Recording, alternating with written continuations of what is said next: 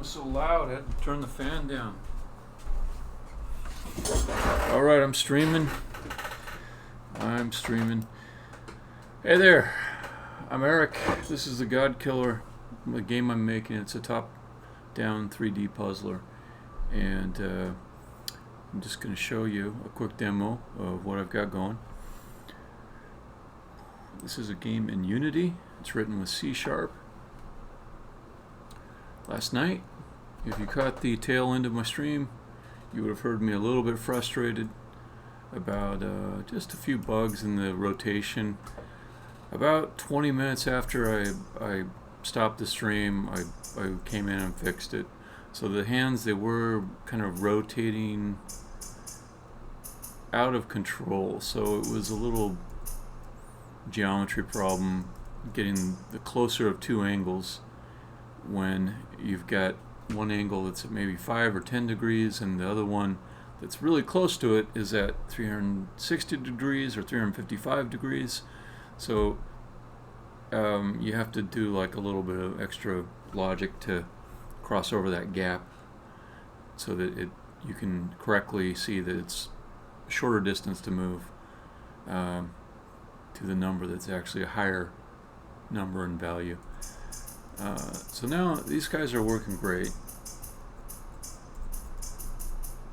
and it really bothered me that I didn't have it working at the end of the stream. Really bothered me, and that's unhealthy, but it did.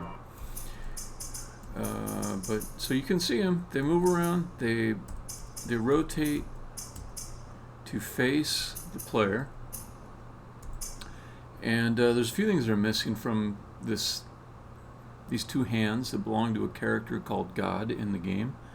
I'm not going to keep on calling them the God hands or God, because, at least not in the stream, because what happens is somebody jumps in and they think I'm making some kind of religious statement, and I'm not.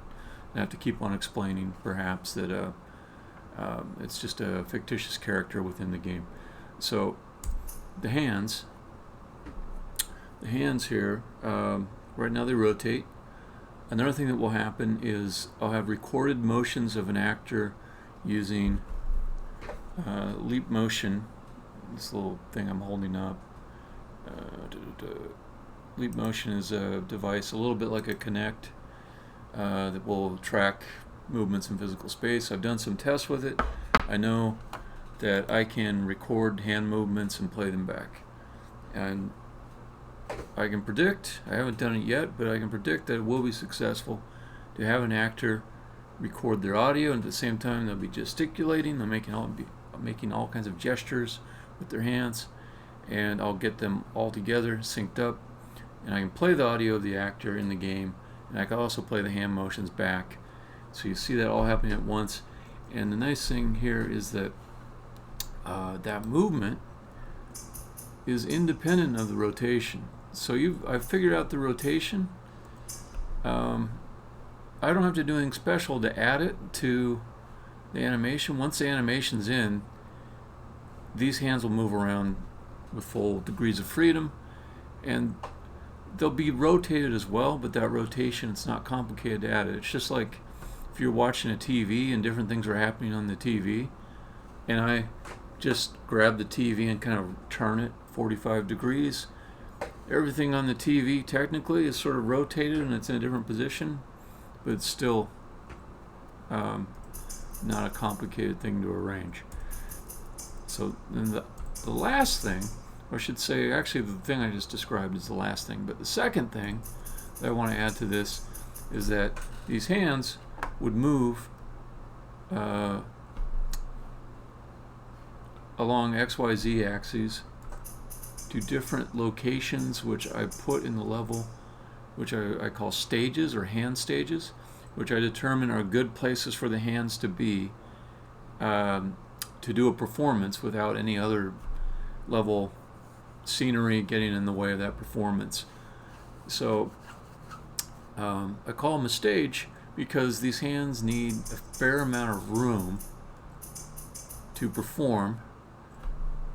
They need a 9 meter by 9 meter by 4 meter high cuboid which is just a fancy name for like a cube, but it could not be all the same sides, the same dimensions, for a cuboid to be present.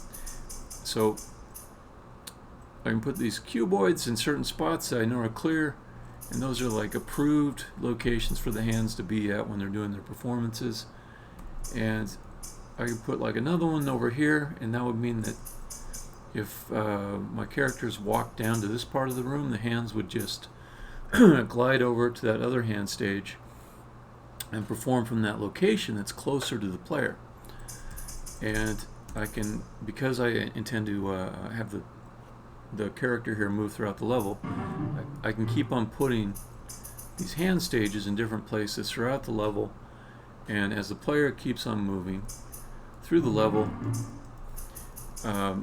those hands will just move to wherever the closest hand stage is and keep on doing their gesticulating as the audio plays, and they'll continue to rotate towards the player as I have coded in now. So that's that.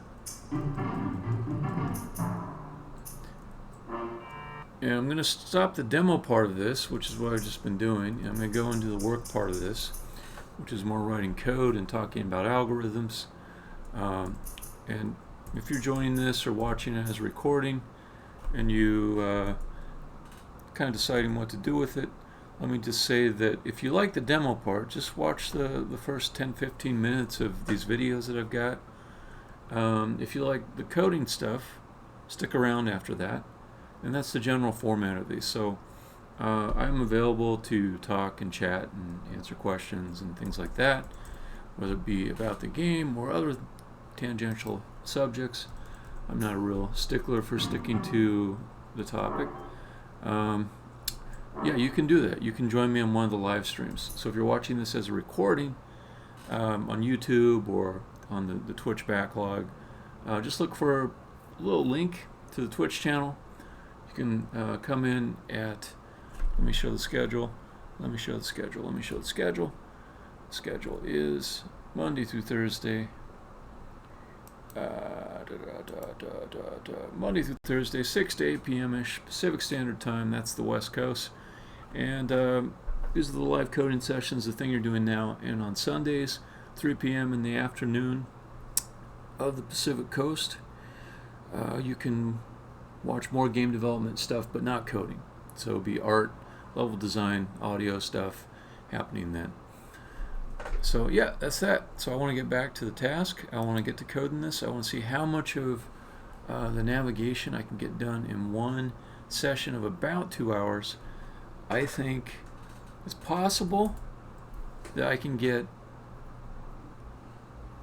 maybe 3/4 of it done. I like to think of it in terms of like one completable task. It seems to be weirdly important to me. So let me see if I can pick one thing that I'm pretty confident that I'll get done. I'll say that I can maybe not have the movement of the hand to different hand stages done, but the path mapping done. So I think I can work out an algorithm that will allow a centralized algorithm to know where the hand stages are in relation to each other and which ones should be used for movement. That's what I'm going to do. We'll see if I'm successful. So I already started out kind of thinking about the algorithm.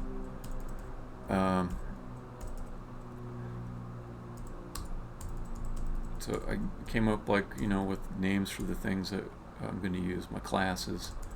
There's the hands, or that's what we just saw. I'm adding this thing called a hand stage, which isn't visible in any way, except in the editor. In the game, it's not visible. It's just going to be something that shows the location of one hand stage. The hand stage manager will be the brains of it. It'll be the expert of where all the hand stages are. Boy, it's going to wear me out. I'm just going to call them stages. Where all the stages are. So it will also be able to give direction to the hands. Say, the best stage for you to be at is this one. This stage is closest to the target, which will be the player. And so yeah. So at edit time, whenever a hand stage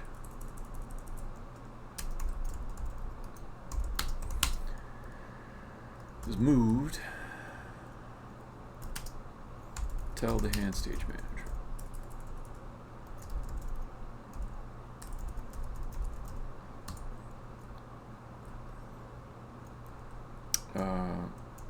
And then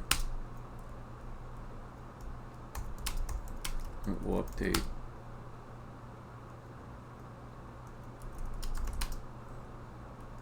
all the relative locations of hand stages to each other.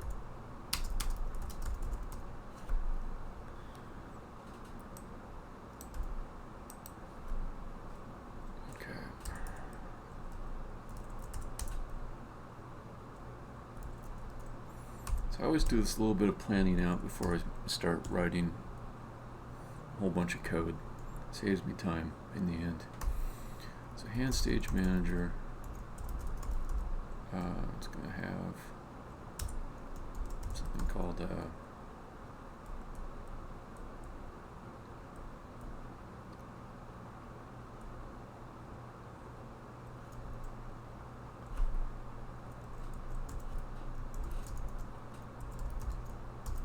I say called a map. I get tired of calling everything a map. It's a graph. It's kind of it's a graph, yeah. So it would mean like there can be a number of hand stages that are kind of connected in different ways. Like you can think of each hand stage as like a node in the graph, and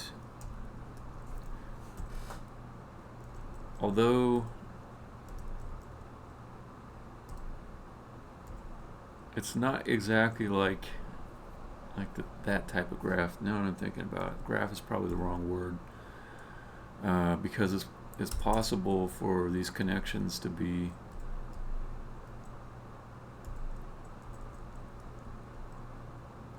not bidirectional. No, it's okay for graphs to have unidirectional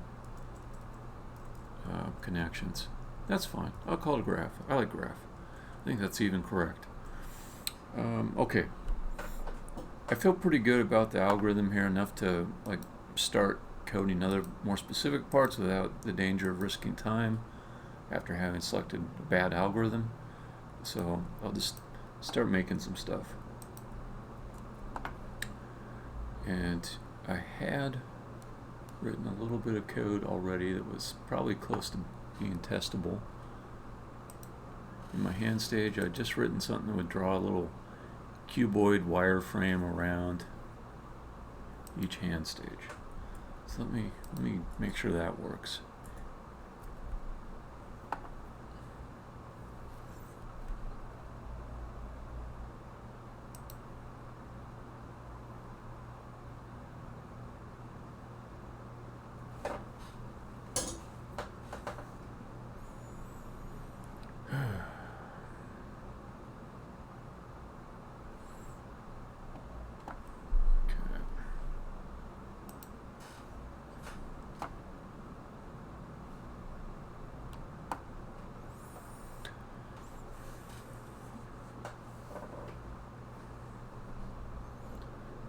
Okay, let's go ahead and make a prefab out of this hands object I worked so hard on. I didn't work that hard on it. I worked 2 hours on it, maybe 2.5. Yeah, put that in perspective. That was barely any time at all, and I got that going, so pat myself on the back. Okay, let's create a new empty object, which is going to be the hand stage.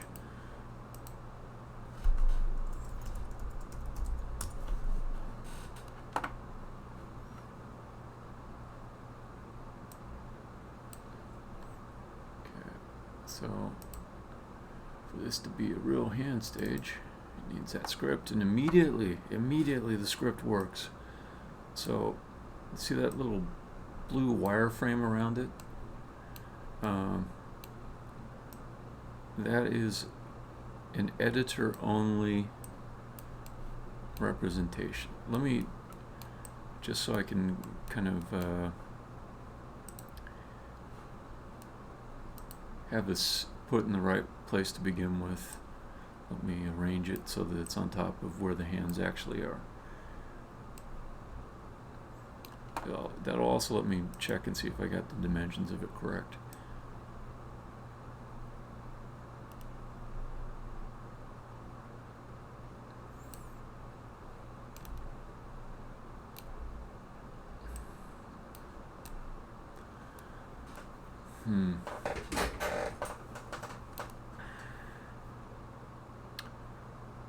So I'm curious, what if I just take the exact coordinates of the hands and just copy them over to the hand stage?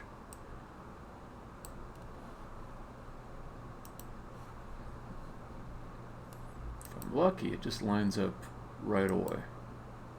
Ah, look at that, I'm lucky. I'm so lucky. So that's a nice little win right there, because that means that the hands, their XYZ already corresponds to the placement of the hand stage. So the only bad thing is that it's not so easily fixable though. Let me fix it right now. Make sure it's on the snap. There we go. Get that on the snap. Let's get the hands on the snap. There. It's all snapped. Technically, this doesn't have to be snapped to units, but it's just going to help me, I think. Okay, so what next on the hand stage after my quick little success? Let's go back to my algorithm.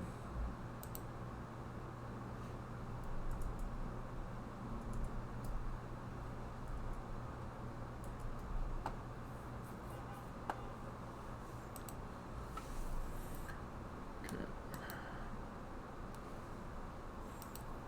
So some things that I know I want.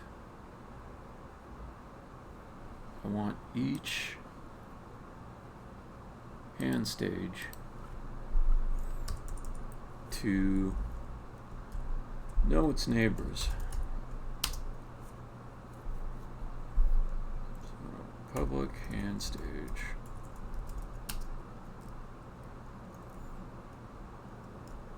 North, south, west, east, up, down.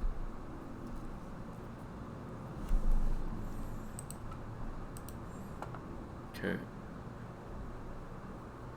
But it's up to the hand stage manager to calculate these. All the code for that is going to be inside of the HSM there. The other thing I want is for this class to tell the HSM whenever its position changes. So I can do that with some update code here.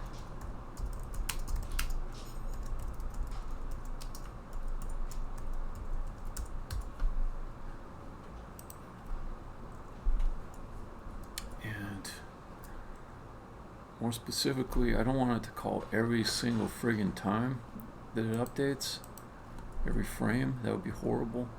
Well, actually, it's not quite that bad. It's more like in editor mode, it'll call every time anything in the scene updates. But still, that's ugly. There's a better way to do that. I just looked it up. It is, you say, if the transform has changed. So if the transform has changed.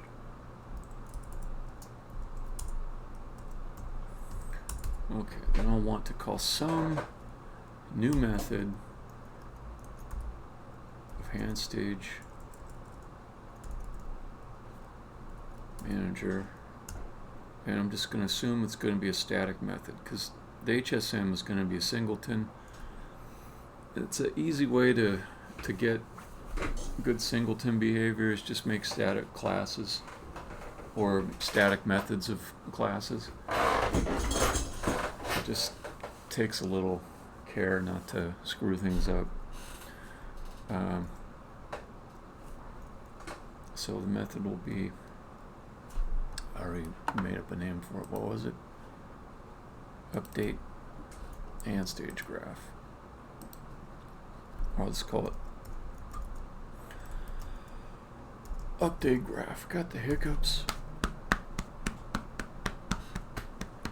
It's something about this chair that gives me the hiccups. I know what it is. If I sit back on the chair, that leads to hiccups. So I don't think the HSM needs to know which hand stage got updated. I think it's just going to go and recalculate for all the hand stages it knows about what are the adjacent neighbors. And it's an edit time function. The nice thing about edit time code is you don't have to worry that much about performance. It just has to run fast enough in the editor to not drive you crazy. And then if it's inefficient code otherwise, who cares? It's just editor code. It's not game code. I try to keep these very isolated this way. So you see this editor code here, you see this. I want to be very clear when I'm writing code that is only going to run in the editor. And also I don't know why I have trouble saying the word editor. Okay, so let's call this public static update graph. Okay, the other thing I want to know is what are all of the hand stages in the sync?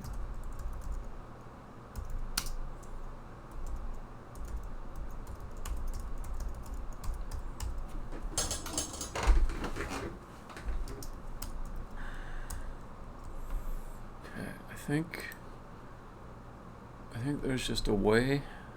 I think I already wrote code to do this where you just say get every single friggin' game object that has a component. Let me look for my code that I already wrote that did this. This is in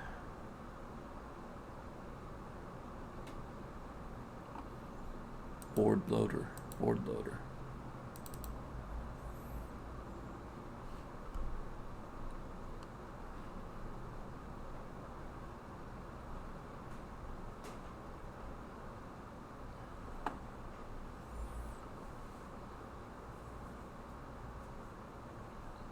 No, I was using tags for that. I was saying get everything that's got a tag.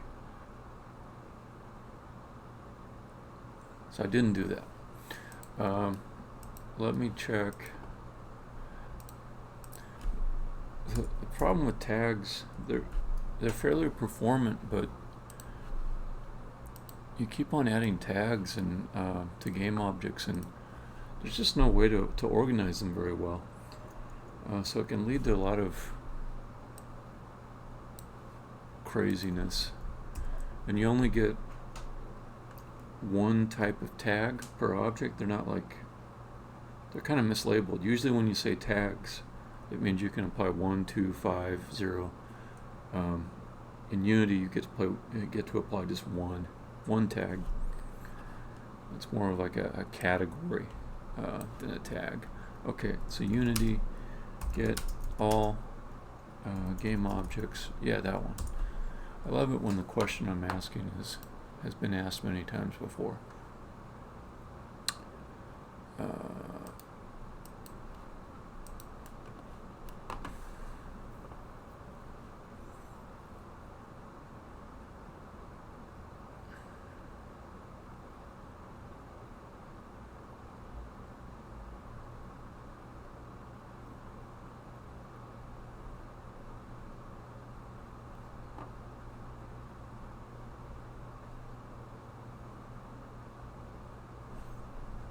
Don't care if the function's very slow. Don't care. If it really gets on my nerves, I know how to optimize it.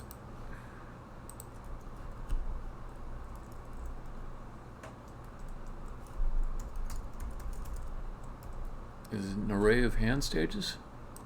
That'd be cool. Oh, what was it? Game object.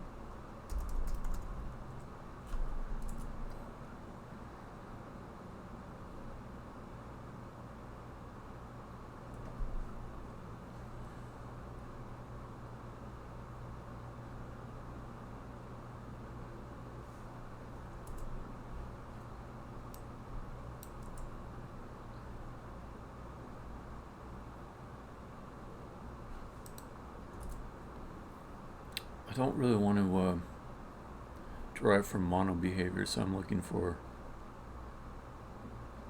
the actual thing I need to call from. If this one's saying mono behavior, then I'd have to derive my script from mono behavior.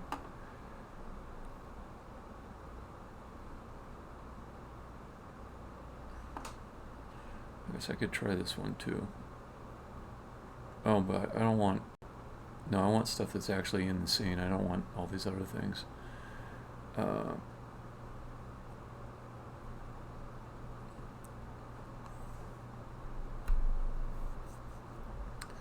Thing is, if I put it on a...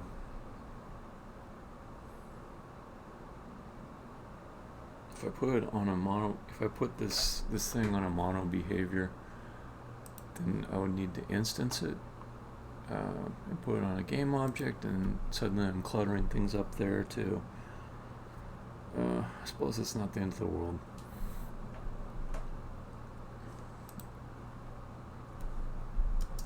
Yeah, that's no big deal actually. I was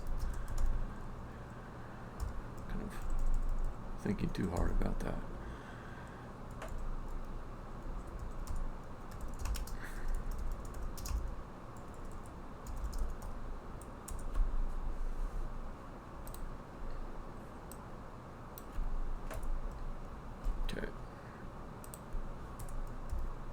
Yep, it just returns exactly what I wanted. Yeah,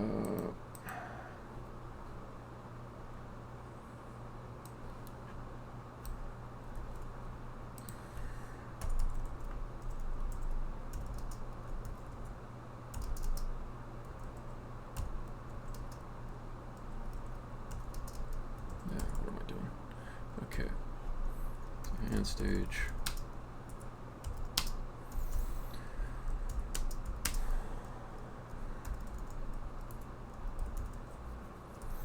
Get them all.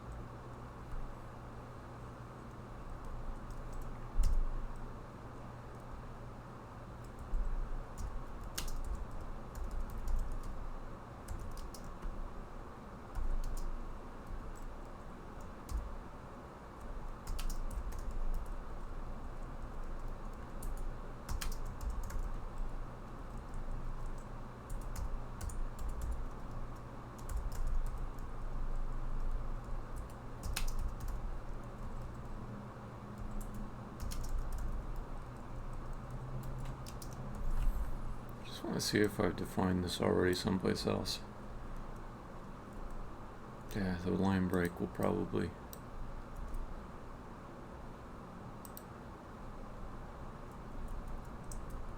make it hard to see that.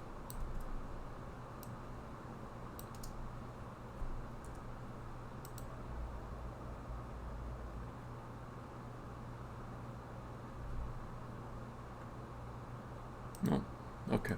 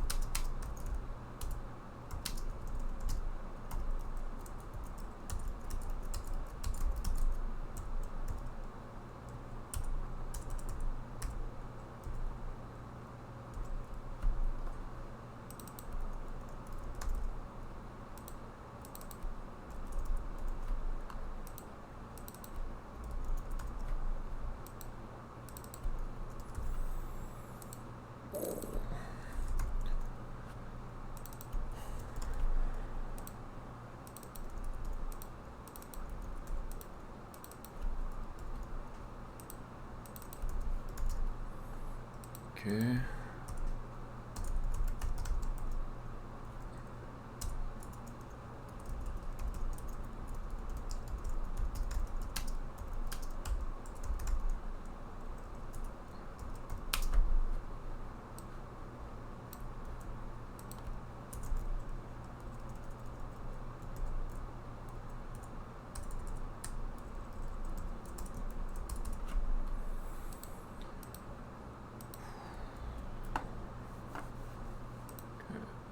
That's cool.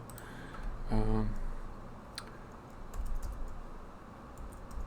I haven't gotten to the clever code yet. Though it's a nice thing when you're writing code. Sometimes there is no clever bit. It's just little pieces, each one a little step closer towards the solution. Let's call this closest hand stage. And then when you're done, then the result looks clever, but all the little steps leading up to it, nah, not that smart, not that clever. Didn't take that much. Find closest.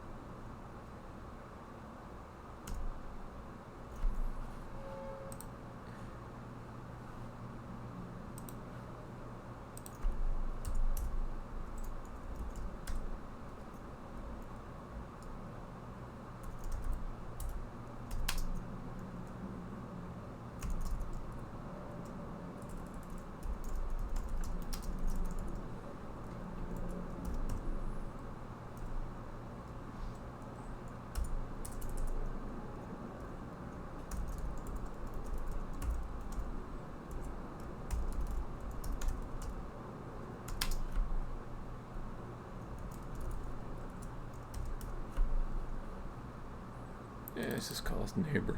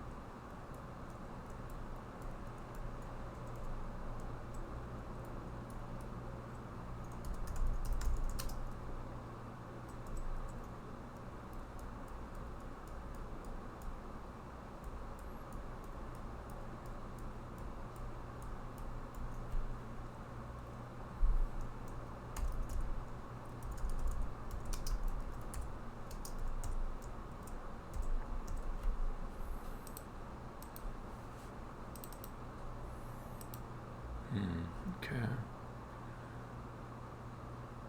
So, let me think about this.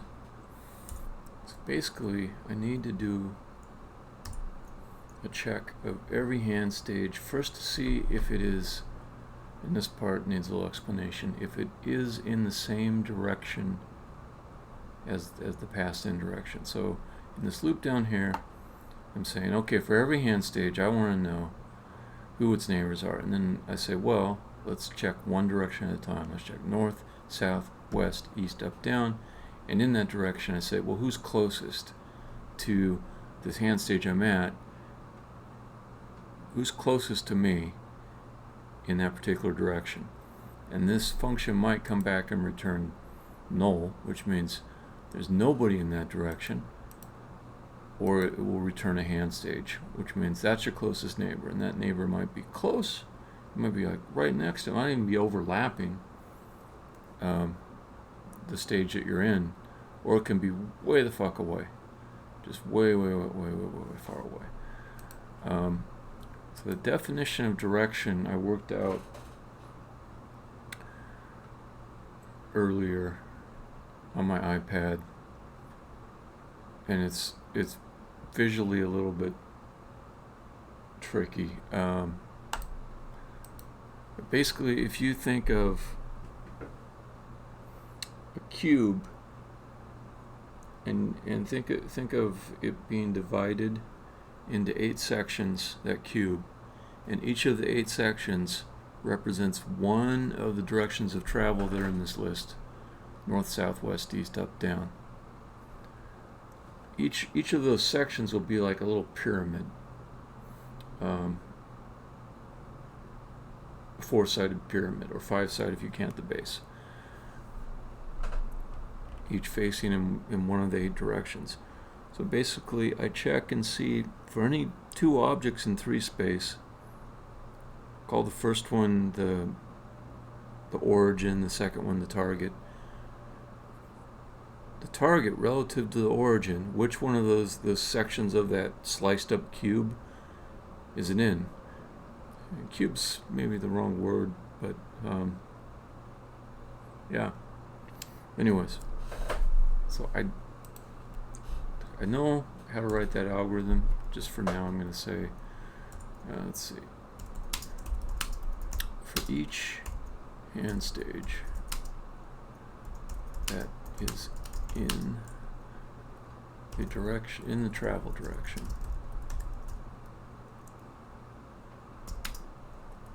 let's see, look, each hand stage is in the travel direction and find the closest one. And I'll add some comments down here, that'll help me out.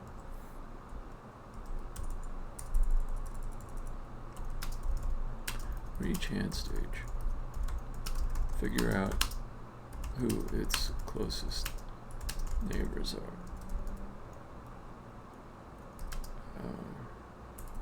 in each of the 8 directions and update that hand stage with info about its neighbors.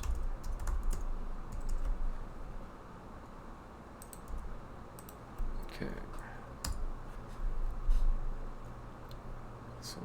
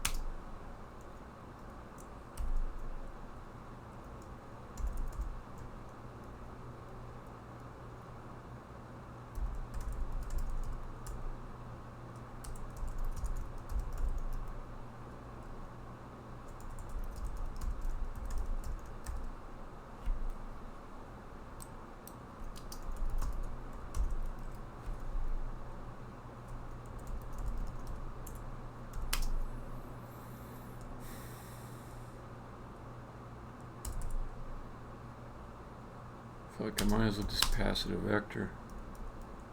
Nah, I'll do that work inside. Okay. Hand stage, transform, position. Okay, so then I only care about other hand stages that are in this direction of travel that's passed into the function. So if direction equals the travel direction.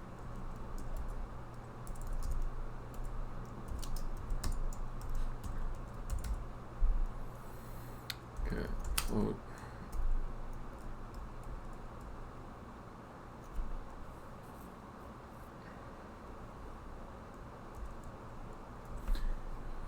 Let's see. Distance equals, and then this is a, I want the distance along one axis. Get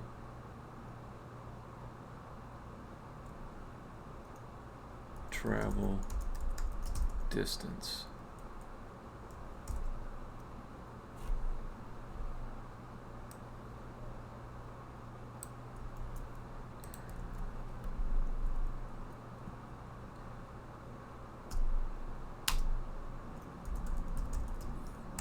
So I don't want just like a bird's eye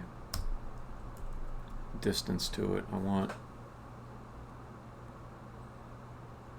maybe I do want a bird's eye distance. Yeah. Yeah, I do.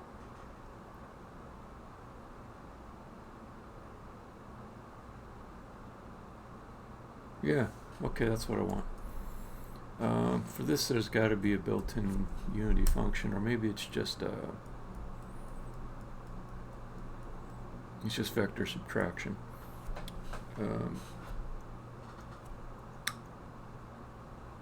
Well, no, it's not vector subtraction, because that would just return me.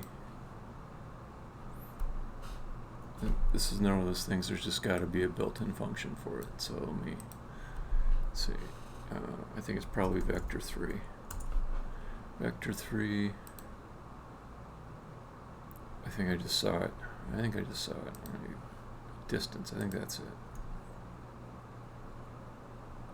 Yeah. This is it. This is it right here.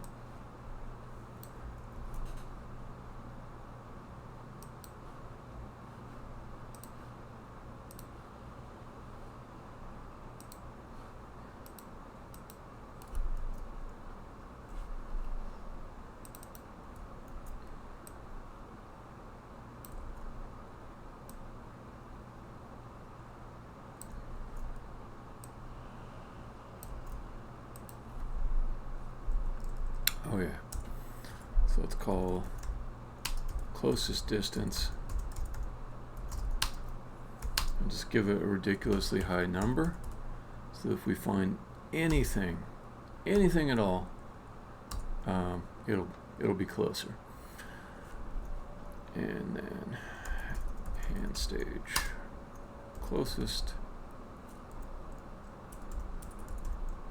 hand stage. Start out with null. Okay. So if this distance is the new closest distance, then we update.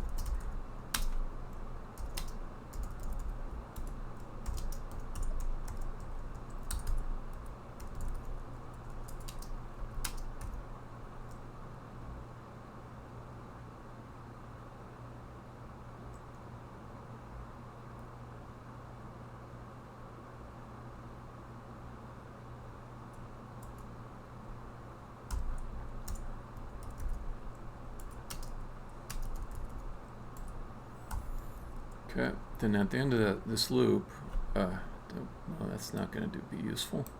At the end of this loop, I just return whatever the closest one was.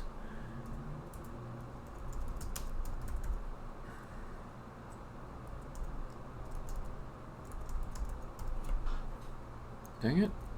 Sometimes autocomplete is just really messing me up. Closest. Oh, well, that's good. It actually helped me prevent an error there. Because I don't want this inside the loop. I want it outside the loop. Okay.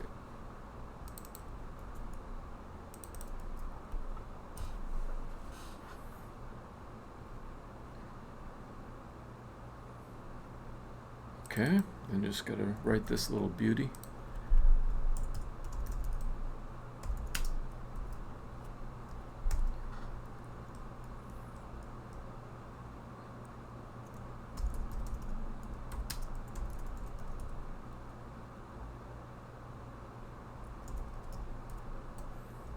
Just make this easy on myself. From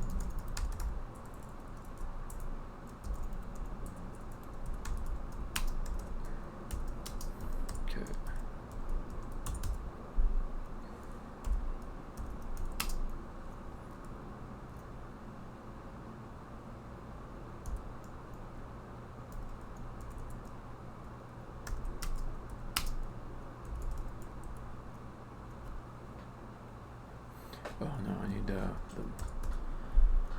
the difference between those two to show like the direction of movement. So vector 3 delta equals 2 minus from.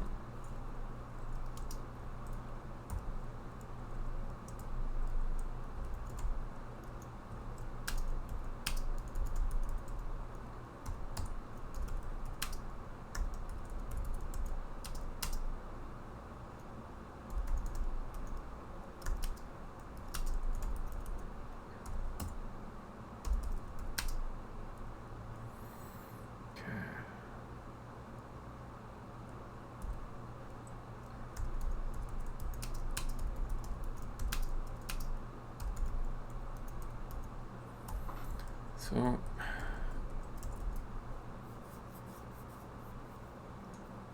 these are basically all, I don't know what the math word is for it, but all like sort of uniquely meaningful comparisons that can be made between x, y, and z. Like if I said, is y less than x, that's basically just some kind of inversion of this other comparison, x is less than y. So there's 8 combinations of those Booleans that are possible, and each one means one direction, but I'm kind of unlikely to get this Boolean logic right the first time, so I'm just gonna try to kind of hack through it and set it up so I can see the feedback a little bit quickly inside of some public variables, and it'll be easier to debug it. So we'll say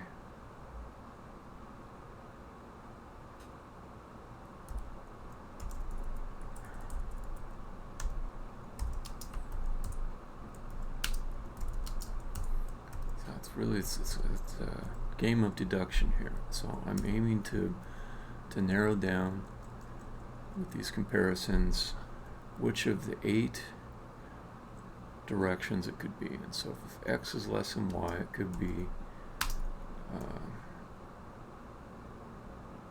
west, that's the most obvious one, north, south, up, or down. Otherwise, it can be east, north, south, up or down. So I only ruled out like one option with this first comparison, but then keep going and see what else that I can rule out.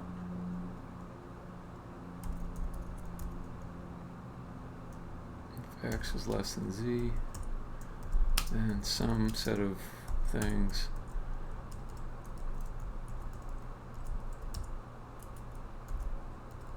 and some set of things, and then I'll be saying return y less than z, the last of the 3 comparisons. That will be direction something. I'll just put none for now as a placeholder. Direction none, another one. Put that as a placeholder. What's it complain about? The same option? Oh. Okay, that's complaining the same option? Yeah, that's fine. I know that. I'm going to fix it.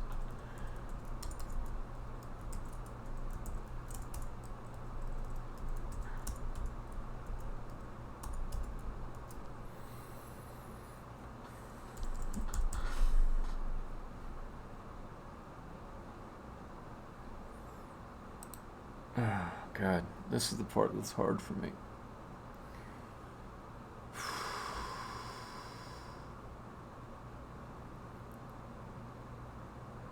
Three-dimensional math, man.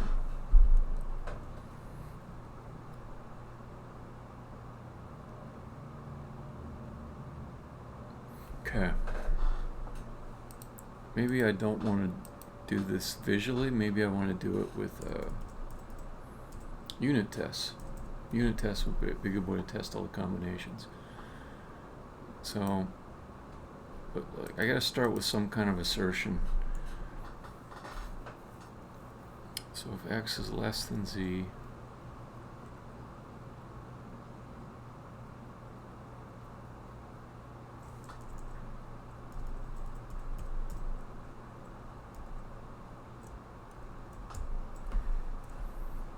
hand stage manager, let's make a test for it.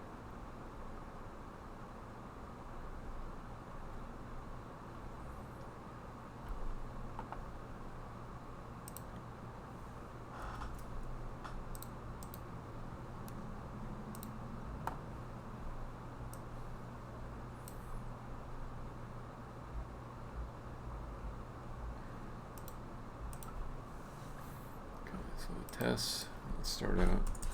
Say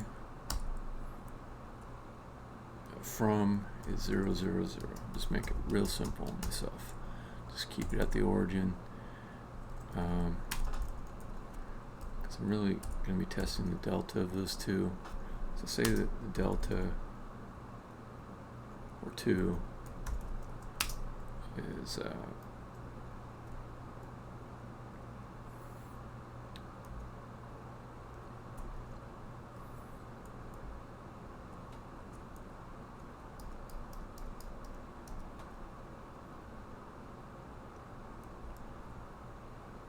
x equals 0.5.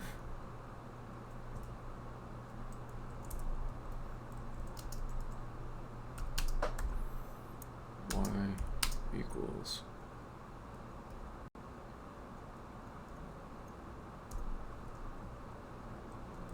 0. Z equals 0. Direction. The direction returned should be east.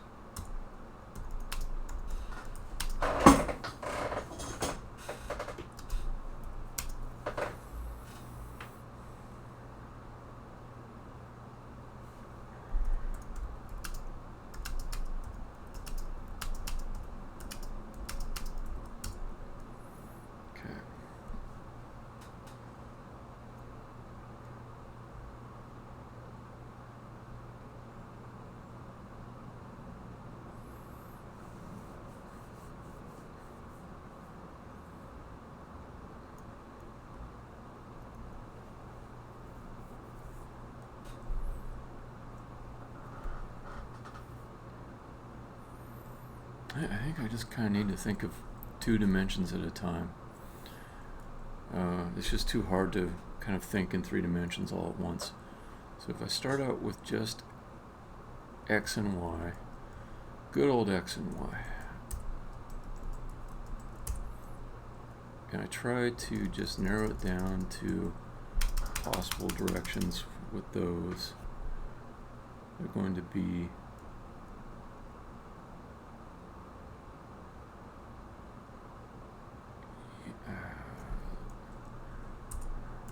x and y,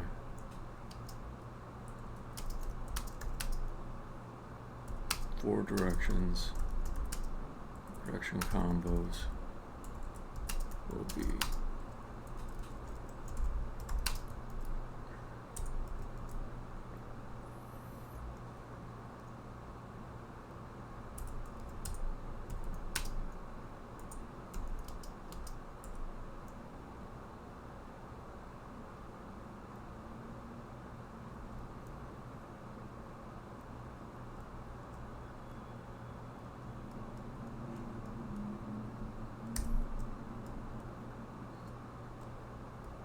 west, north, south, up, north, south, down, north, south, east,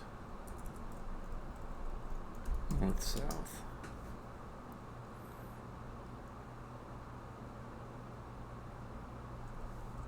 So, are we trying to narrow it down?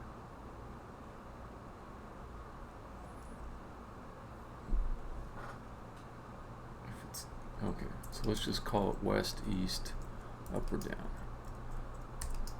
And that also implies plus north, south and possibilities, which is to be evaluated in a separate calculation. So if I've got a graph kind of representing that,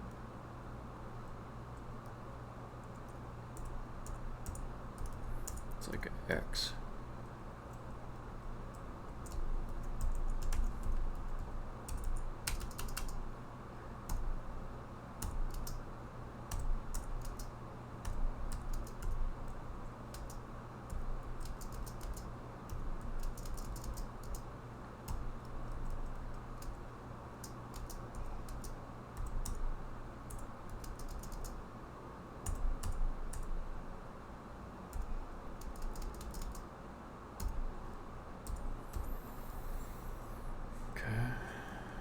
This is west,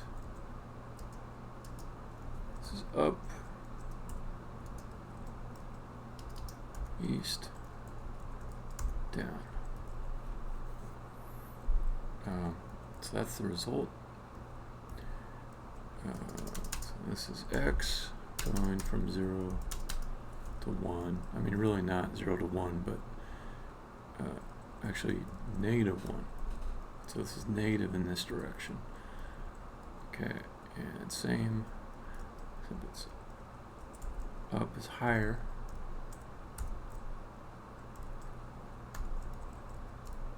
And down is lower.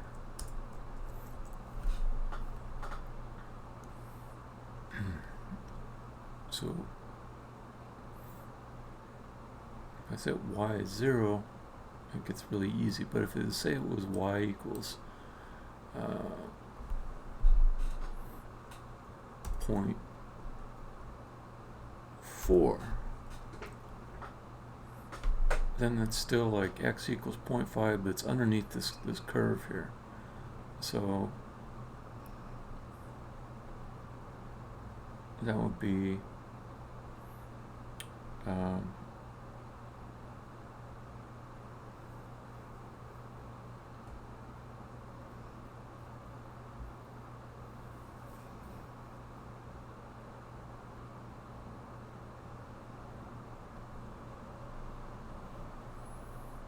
okay, so if x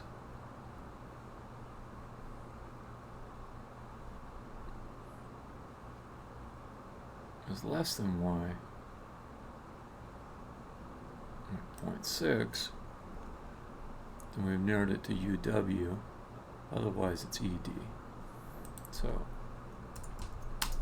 if x less than y, then UW, else ED. Okay, so if it's UW, then the next thing would be to check the other direction.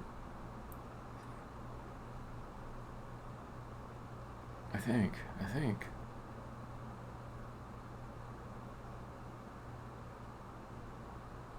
God, I think I wrote some code for this.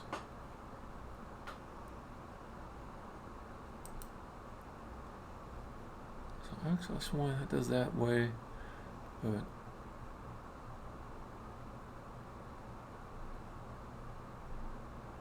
checking this way.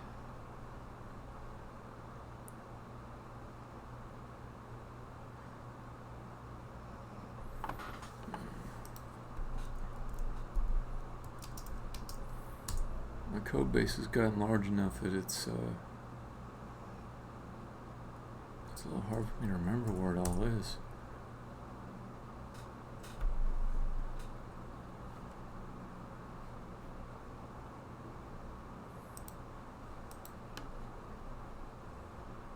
I feel like I wrote this already. Let me check. Let me check a little bit.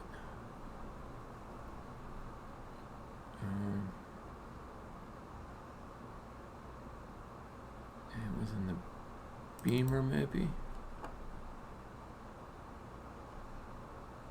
Yeah. The Beamer wanted to figure out which way was the best way for him to face to shoot his beam at the player.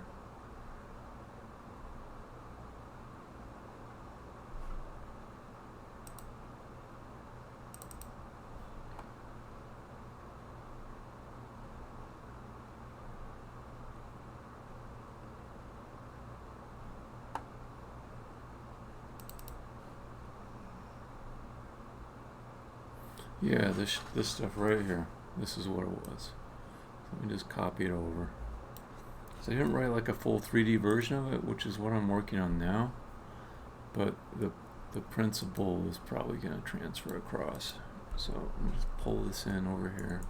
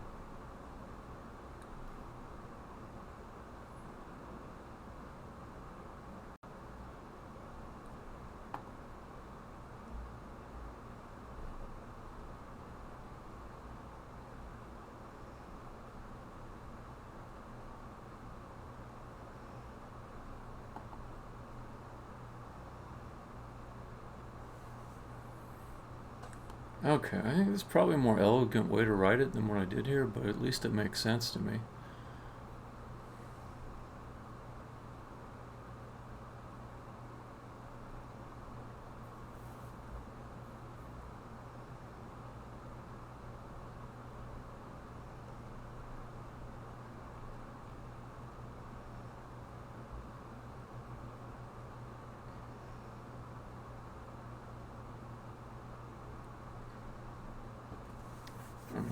I think I can just kind of almost cheat my way through. I'm almost 100% sure it's just these three things that are the factors. So if I just assign some stuff here and then try it. So there's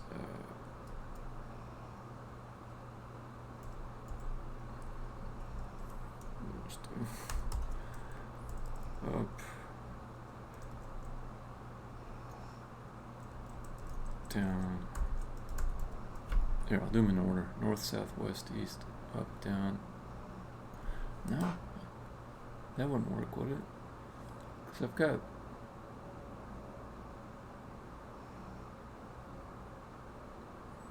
I've got 8 possibilities, but only 6 different directions.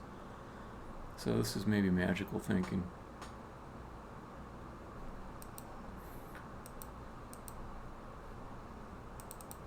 Alright. This is maybe totally magical thinking here.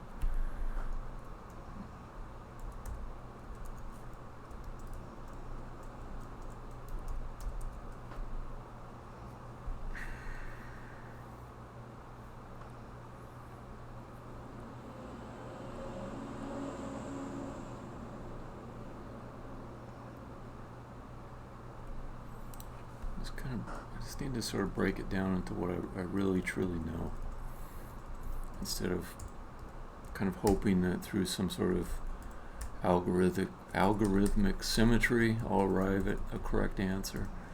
The delta, that's true, I do need to start with that. So say if delta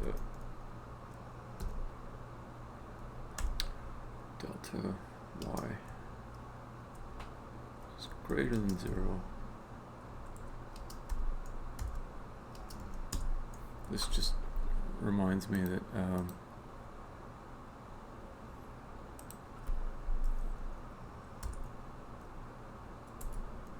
if the hand stage I'm looking at is the same one that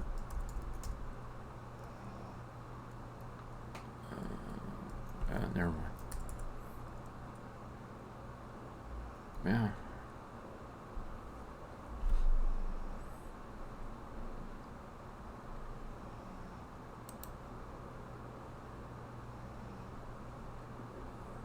Okay, delta y is greater than 0, then some stuff. Actually, I know then it will be north, south, west, east, or up. Else, if delta y less than 0,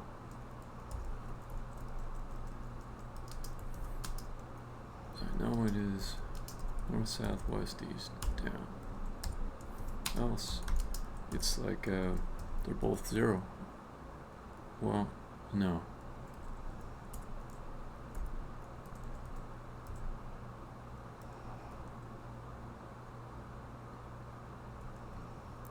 I think I can treat this like less than equals 0, but the other thing I want to do is that if from equals to, it's a little rough to do it that way because it's a floating point. A better way to do it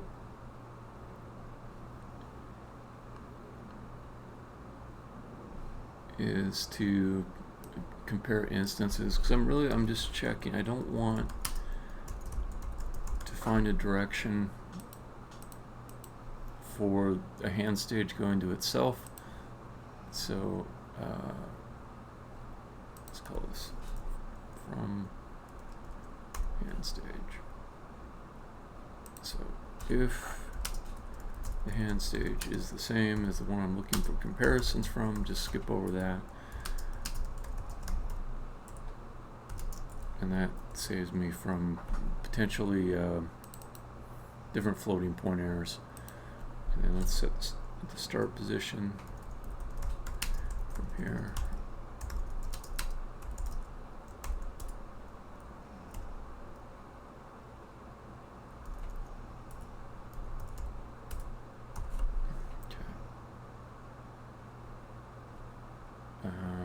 Dang it.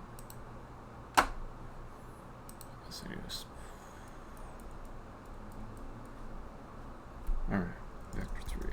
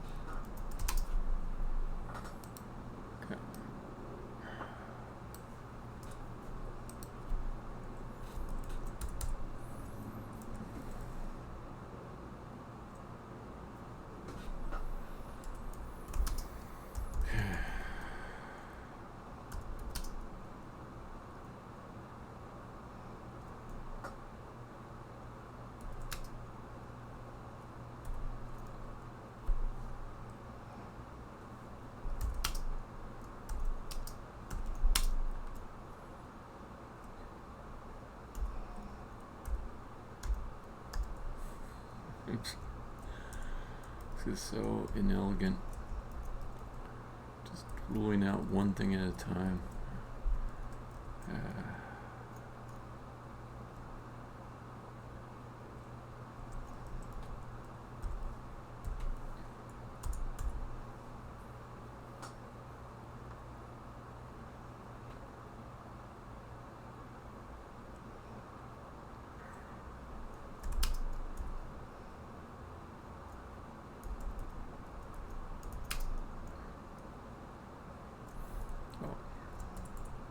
Forget.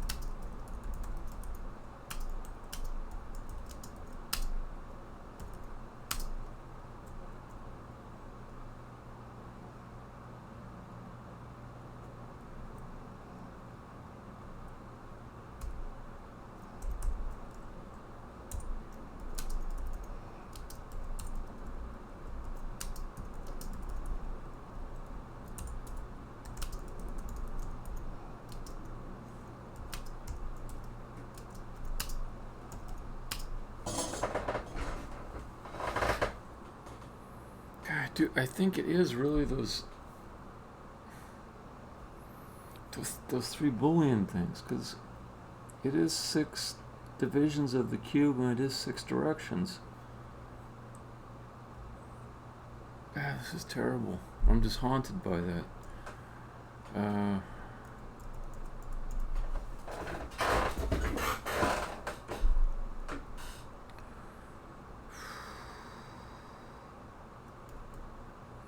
Okay, no, I'm gonna stick with my current approach. Even though I know it's ugly.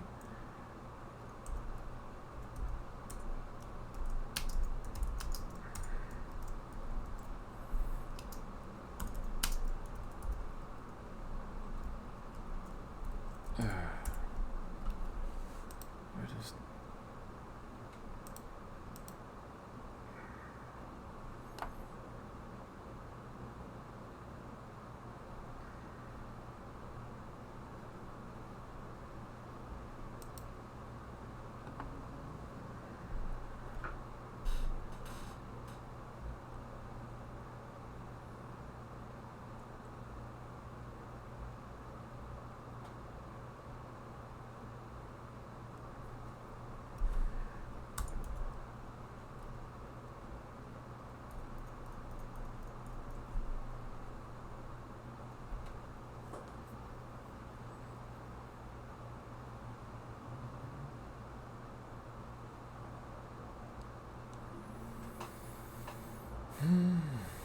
So I've narrowed it down to north, east, or up.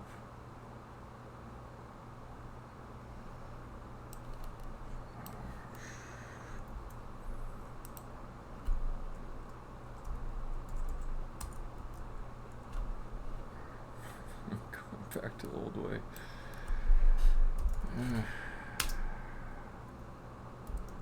X plus Y equals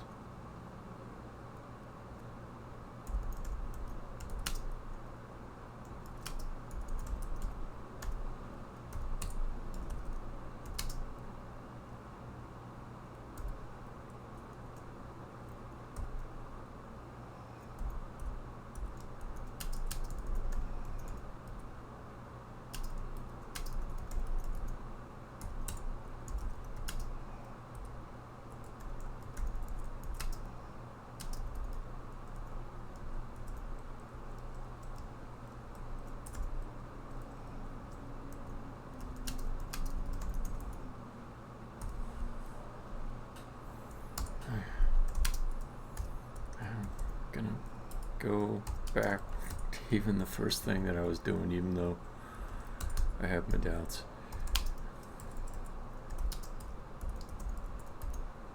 I think that really was the right way to do it. I don't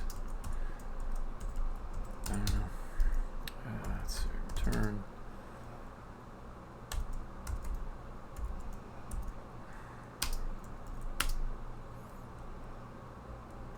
Let's call it.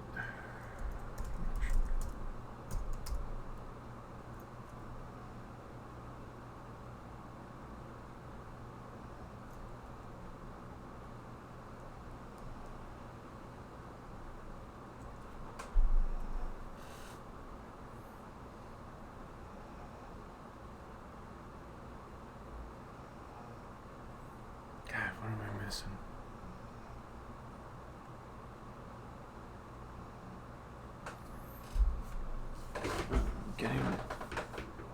Getting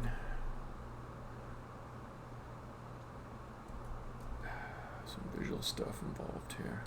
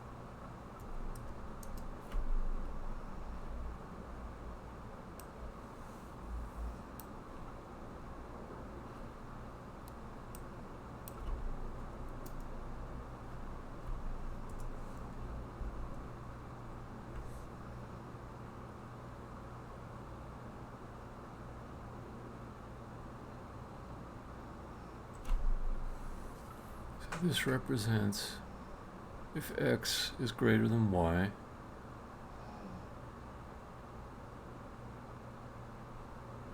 is that true? Or if x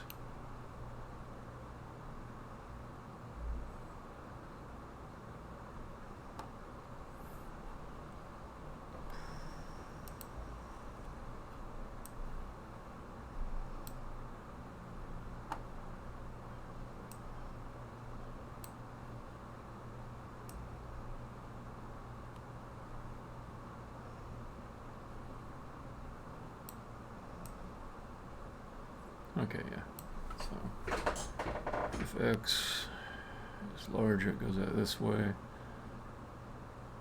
If x is less than y,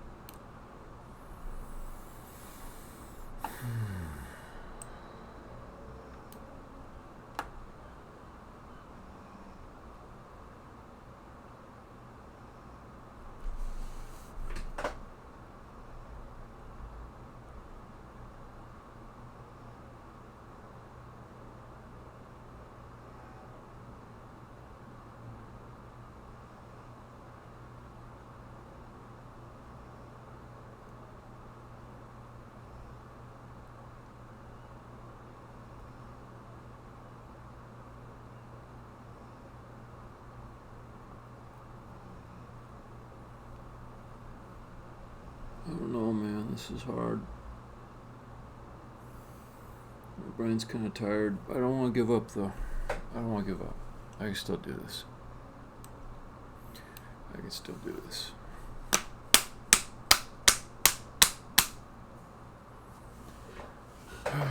Okay. So, left to right is x.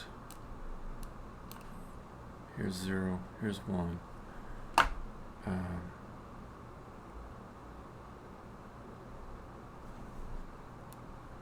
0 to 1 is y.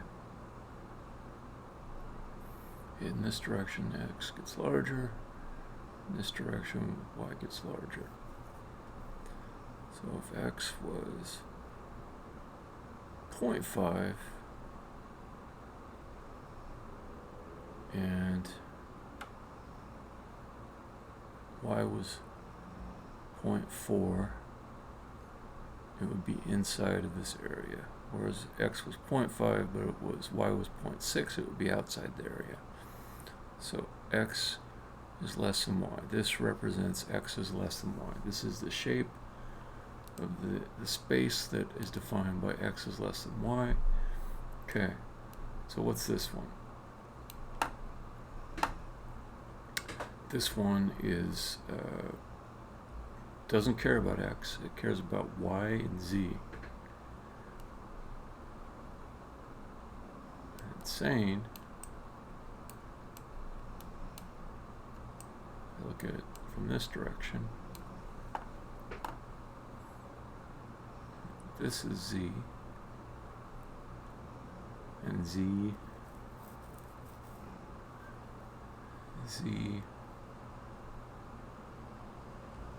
it's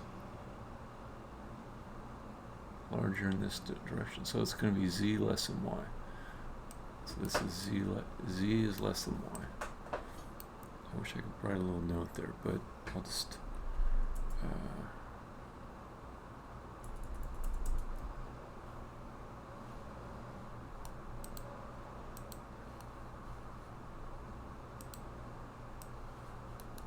put that off to the side. First one is x is less than y. Second one is z is less than y. Okay. Now this third one is not useful yet. It needs to be measuring something else. It needs to be measuring x versus z.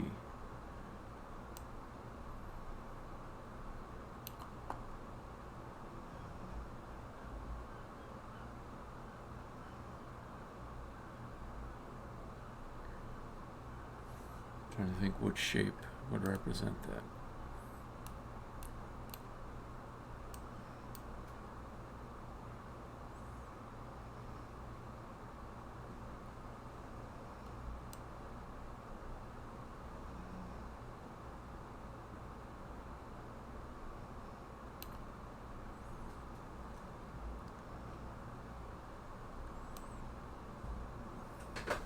So right now it's representing x is greater than y.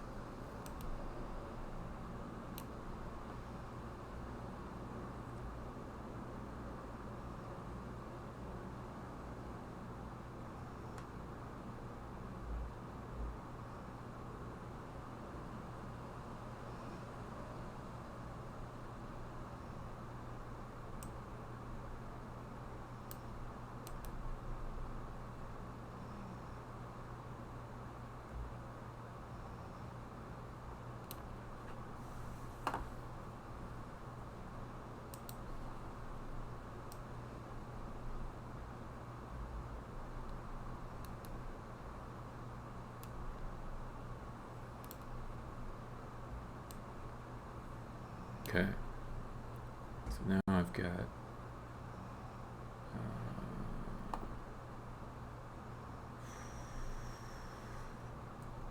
let me see if I can do that with coordinates so it doesn't drive me nuts. So do I want 90 this way? Yep. Do I want this to go this way? No. That way? No. Actually put that back. 90. This way. And just do it the other way. Nope. Almost. Too soon. There we go. So then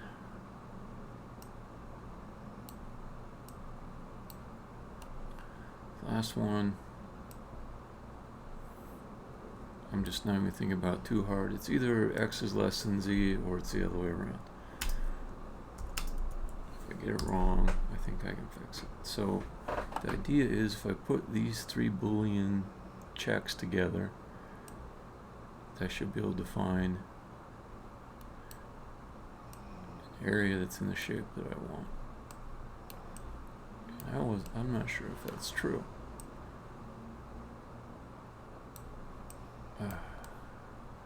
So irritating positioning things in 3 space.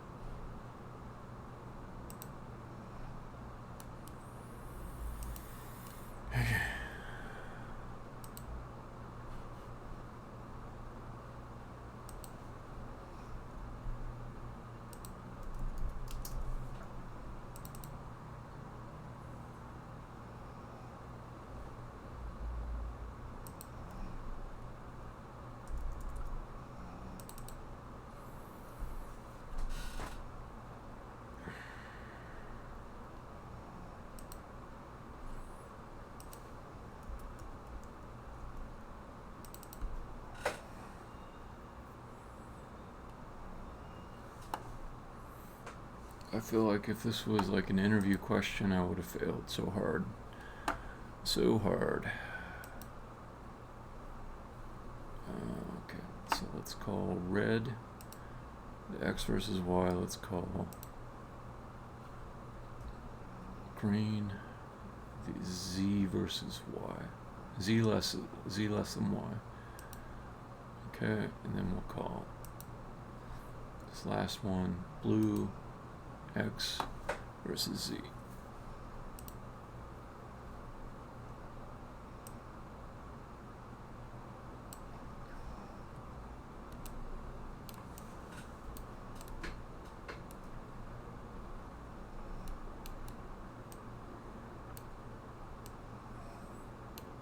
I don't know if that did anything useful for me.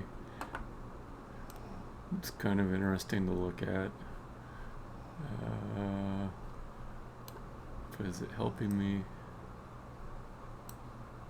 visualize anything at all?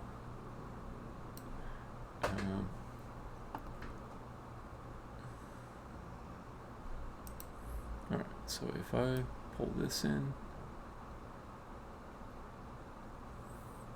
it's the union of those two objects that's interesting to me. So there is a feature of Pro Builder that will give me the union.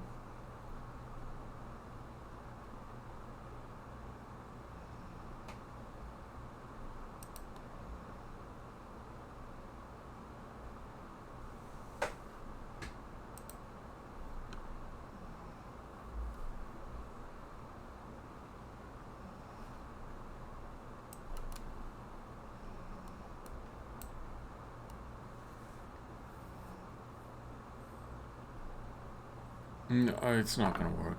I'll be screwing around with it all day.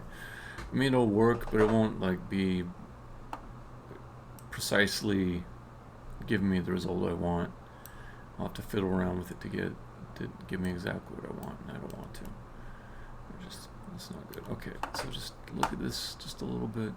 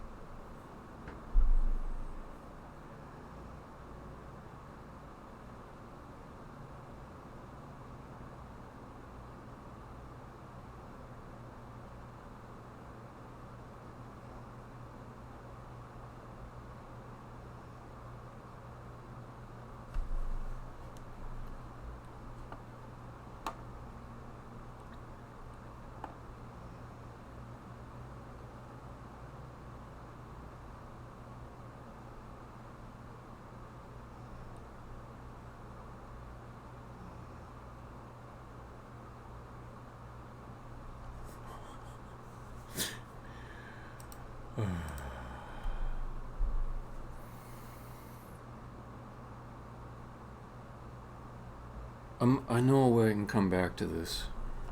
I know a way I can come back to it. I can cheat a little bit to start, and I can come back to this, but it'll allow me to make progress. It's just this is just breaking my brain right now. I'll just require that it be exactly aligned along an axis. So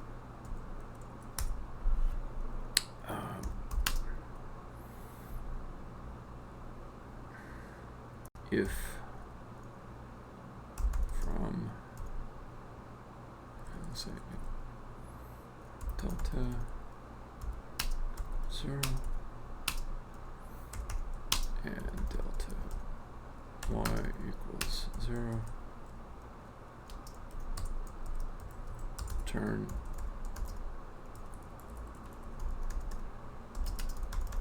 delta z greater than 0 direction. So I'm saying north is that way, and the other way is south. Okay. Else.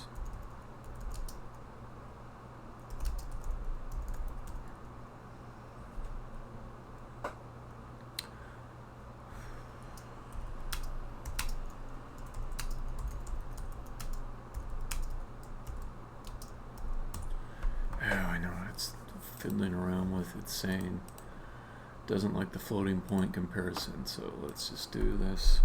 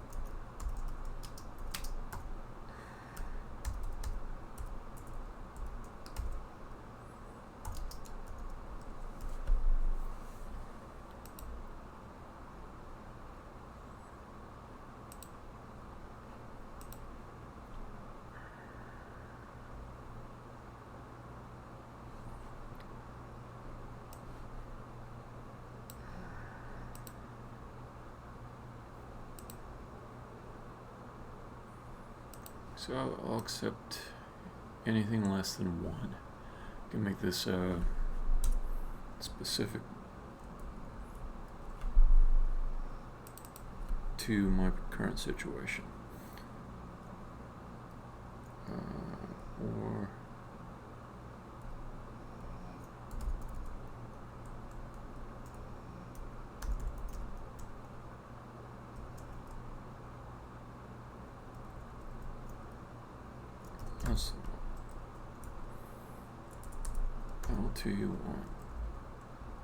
L2U1. Hey.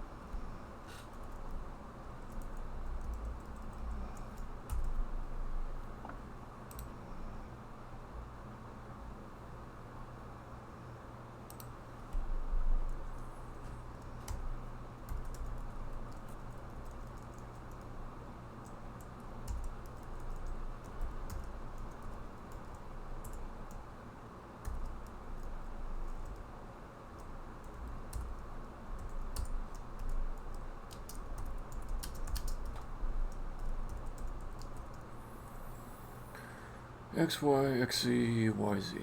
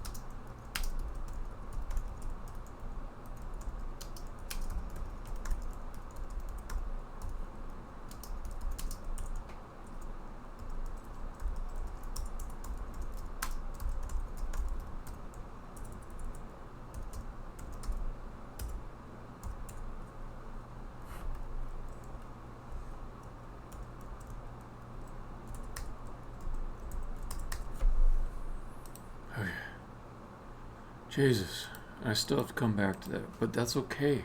That's okay. Because I really just want to get this one thing working in this session. I think I can do it.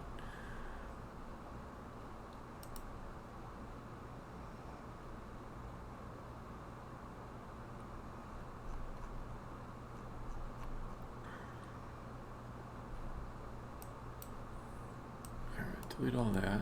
Don't need it. This kind of looks like garbage to me now. But I'll leave it. I'll leave it.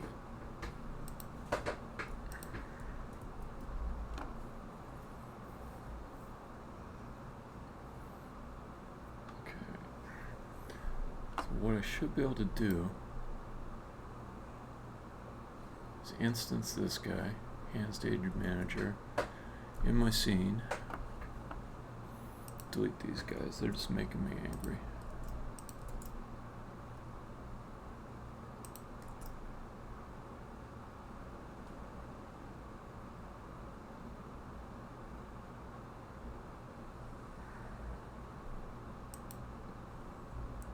Why are you not deleting?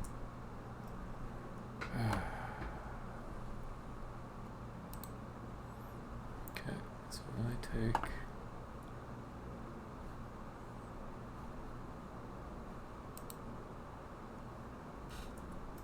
that, delete that.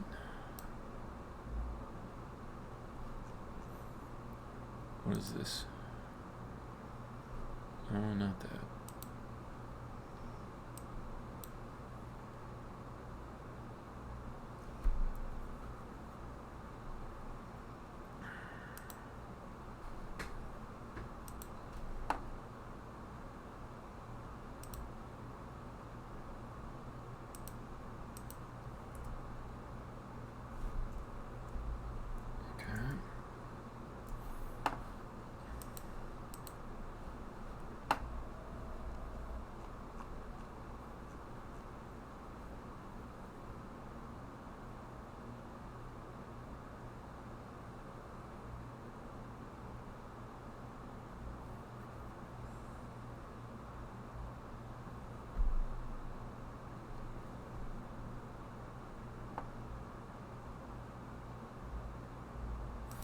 Oh, that was my test I made a copy of. Let's delete that.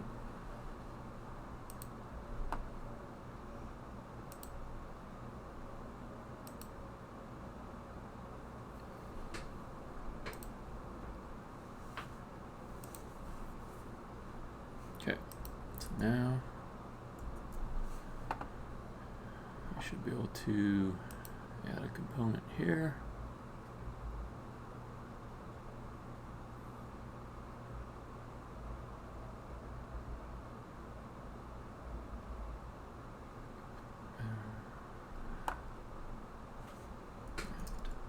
There it is. Okay.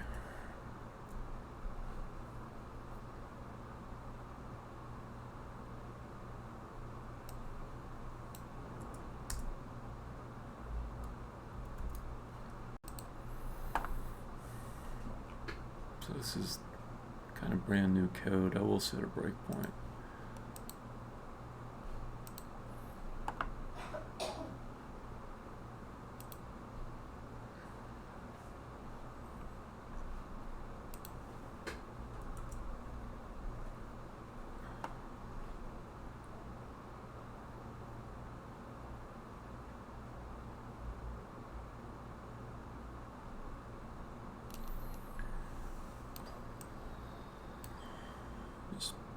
What is it? That's the 0 marker. Cool. Okay, so my hand stage. My hand stage.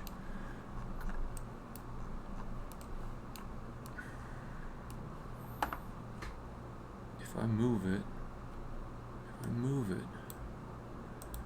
theory, it ought to call. No, it didn't. Oh, I think I know why. Have to do execute always.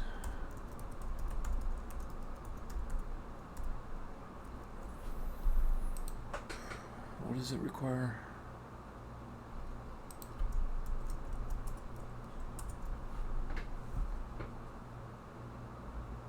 Oh, it needs to be in the class instead of the namespace. Okay, so that should make update get called.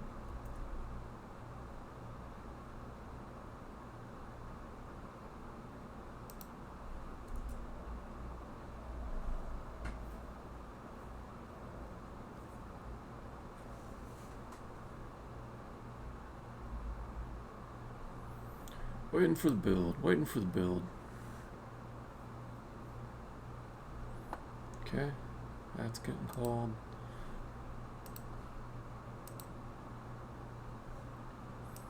So here, it should find one hand stage. Yes. And it should check each direction and find there are no neighbors because it is the only hand stage in the world right now. Yep, that's what it's gonna do.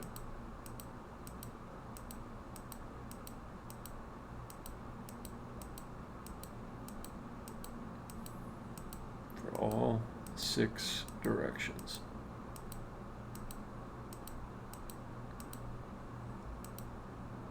How many more I got?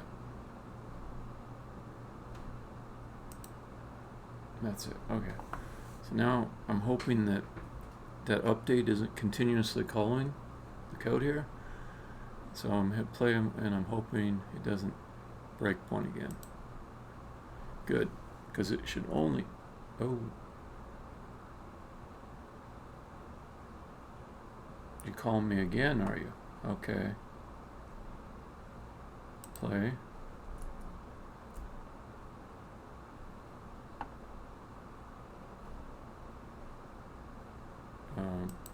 Play. I don't like that. Don't like that. It might be a weird thing, like every time I activate the editor, it has to do it one more time. I need to be sure it's not just repeatedly calling this on every single update. So I'm going to throw in a debug log. Update graph.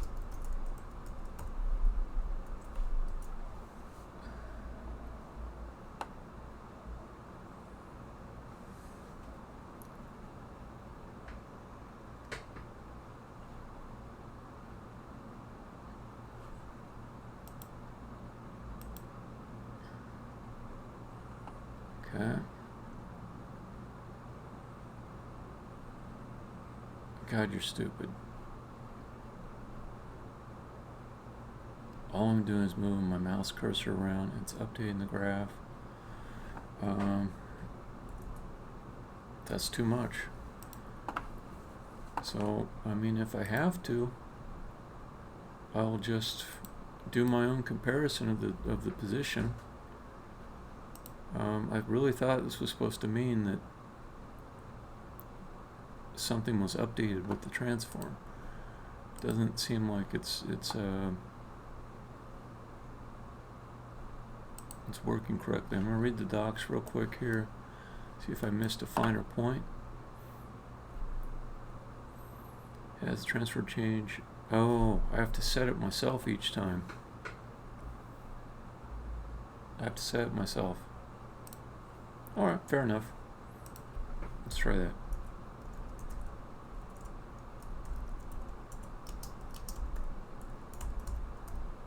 I mean, false.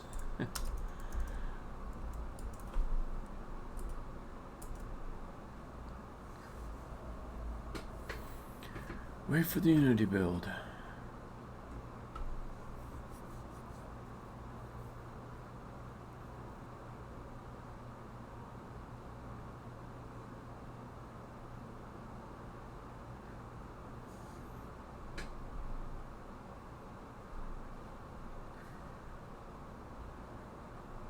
Okay, one update graph, it's not continuously updating.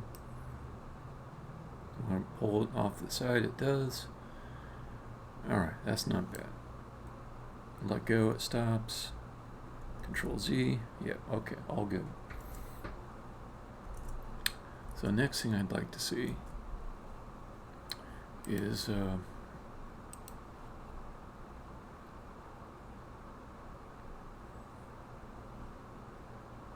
two hand stages as neighbors. So if I get past this logic check here, I should be able to.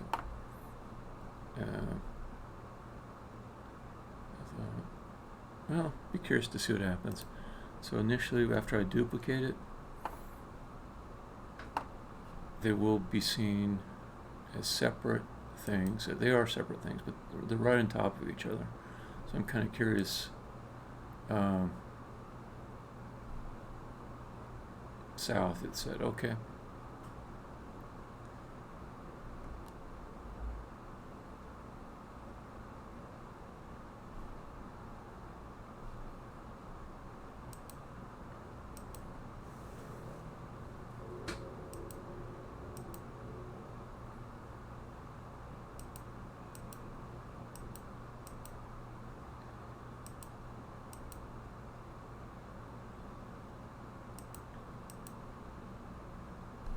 Okay, the distance should be 0.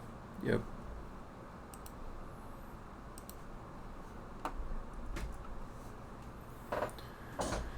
Alright, so here I've got a reference from this new hand stage to the other one. And if I look at the first one, now they both say south. That's fine. But let me just move this guy. I'll move it over and also inside the room. So that's a legit place that the hand could go to. So now, this one I've got selected is correctly saying that there's another one north. And this one here, correctly saying south. That's pretty good. That's pretty good. The other thing that would be really cool to see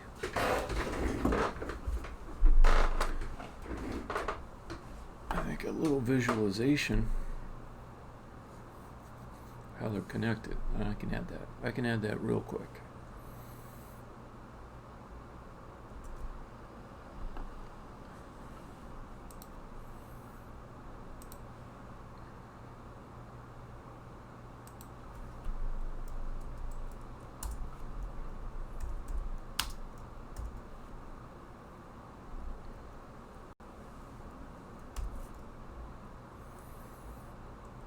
If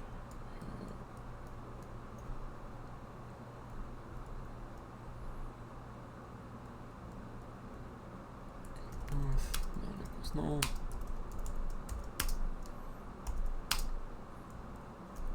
draw a line to neighbor north,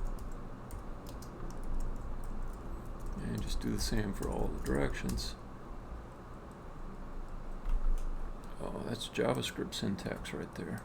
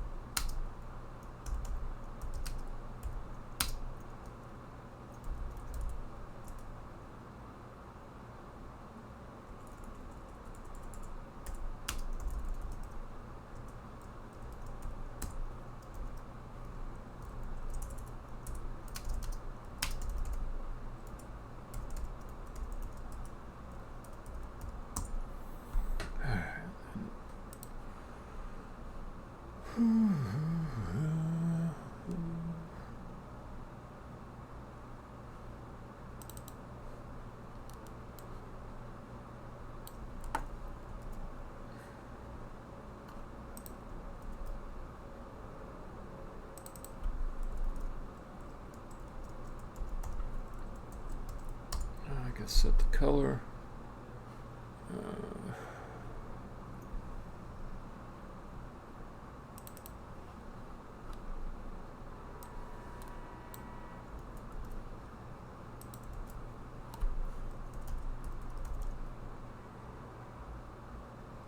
What color am I using? Blue. Yeah, let's do yellow. Yellow stands out.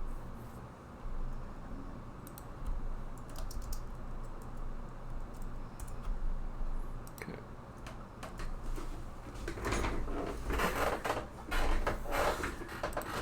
So what will this look like? Maybe it'll look like nothing. North, south, west, east, up, down.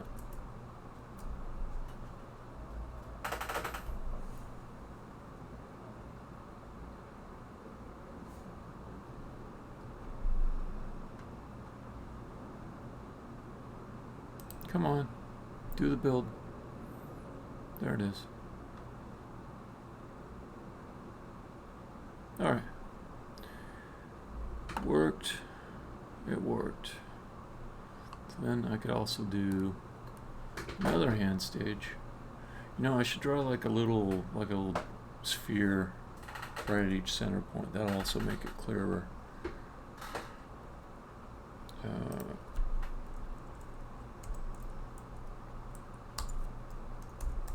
Gizmos.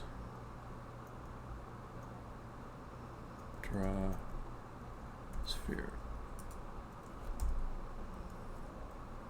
Get position.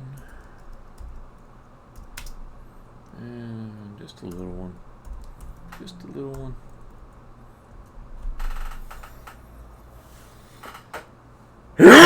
Oh.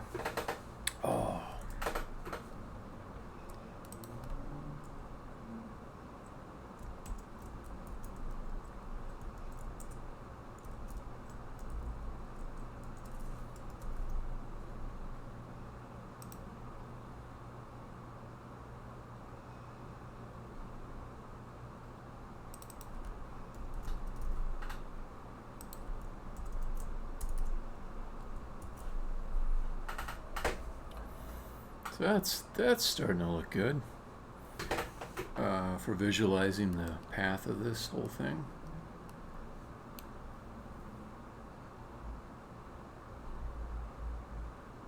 Okay. So then I can make more of these.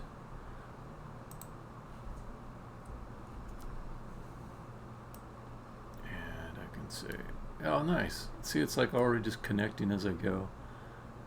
So here you can see the flaw of that little cheat that I used, where I said, oh, let's just, instead of trying to figure out if something's generally in the direction that I want, let's see if it's exactly in the direction. So if I go off a little bit, I'm surprised it works at all, like over here.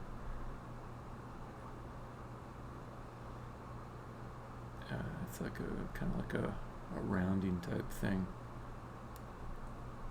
Oh, I can go like up to 1. No, I don't know. I don't understand why it's letting it go slightly in that direction.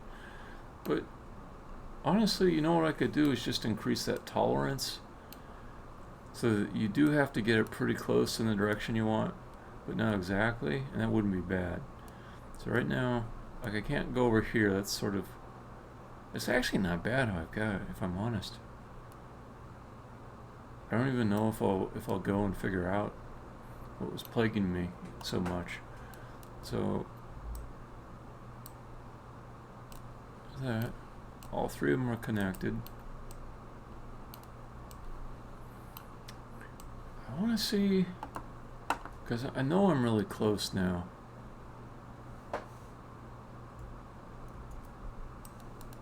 This is kind of like playing blackjack. I like to end these things with a victory,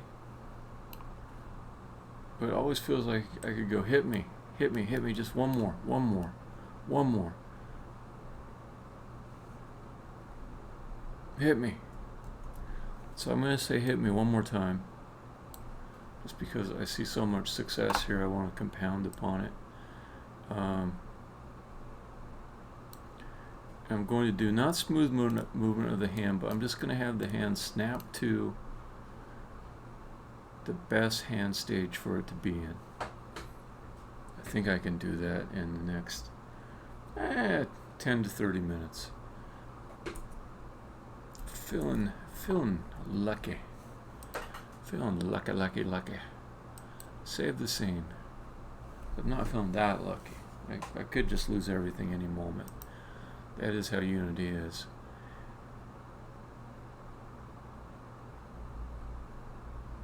Sorry, but you do got some bugs. You know, it's not unfair for me to say that because I've not been updating every single time they offer me an update. And they may have fixed the very bugs that plagued me in a more recent update. So I will not speak ill against Unity until I'm on the latest stable.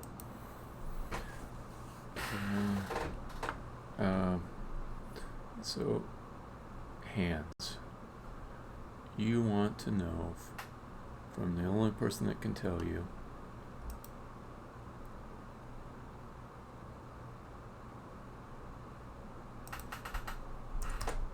what is the closest hand stage to a target. Or you don't need the whole hand stage, you just need the position. So I want vector 3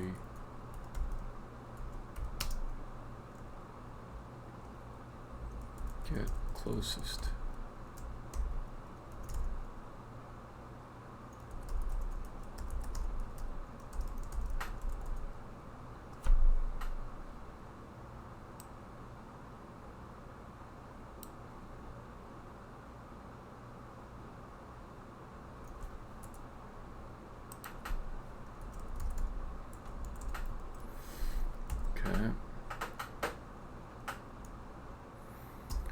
Now I'm noting that I'm not inside of editor code anymore.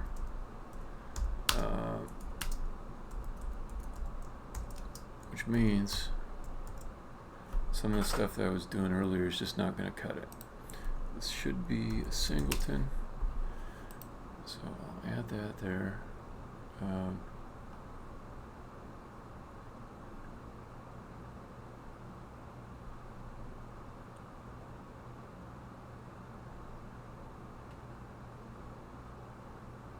No, this is in the wrong place. But my comments I just made still apply. So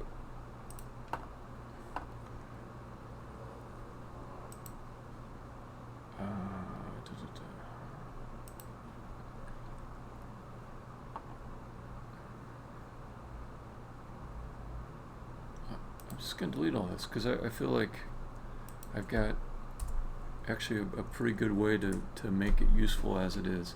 This number here I can make adjustments to make it larger. It'll be okay. Okay, so then I want a new public method.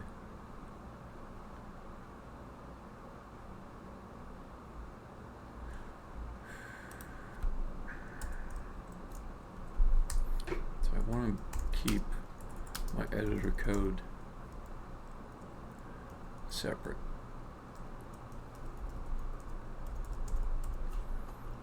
Because it's not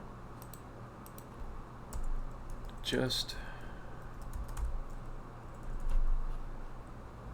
that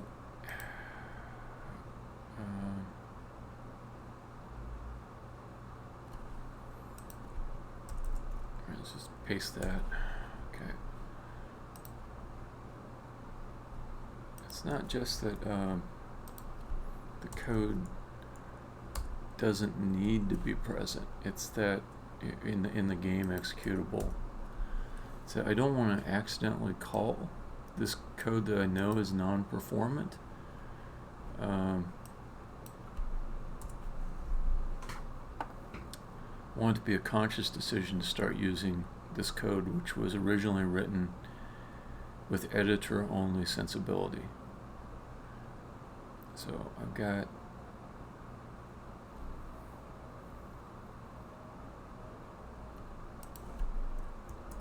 code someplace. It just gets all the hand stages. That code. Still need to use it. I'm gonna rename it to find, because that means that'll give me a clue that it's more expensive to call than if I just say get. And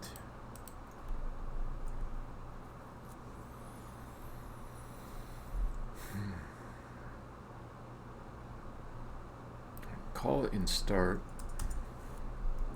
within the game.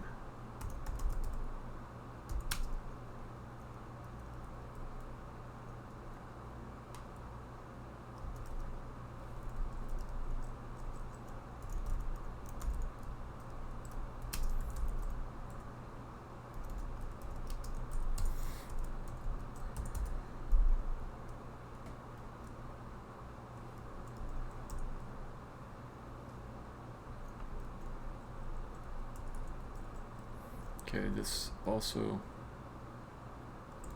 can go down to the editor section. Okay.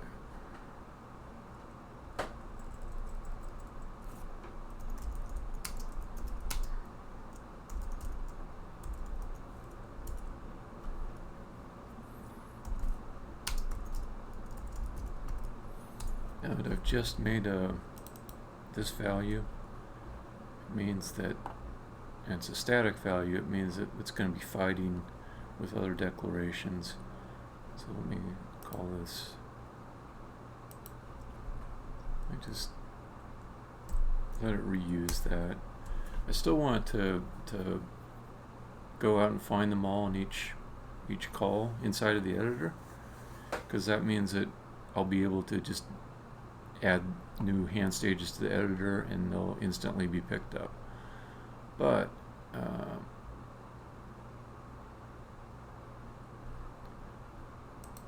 here it's not right. So let's just call this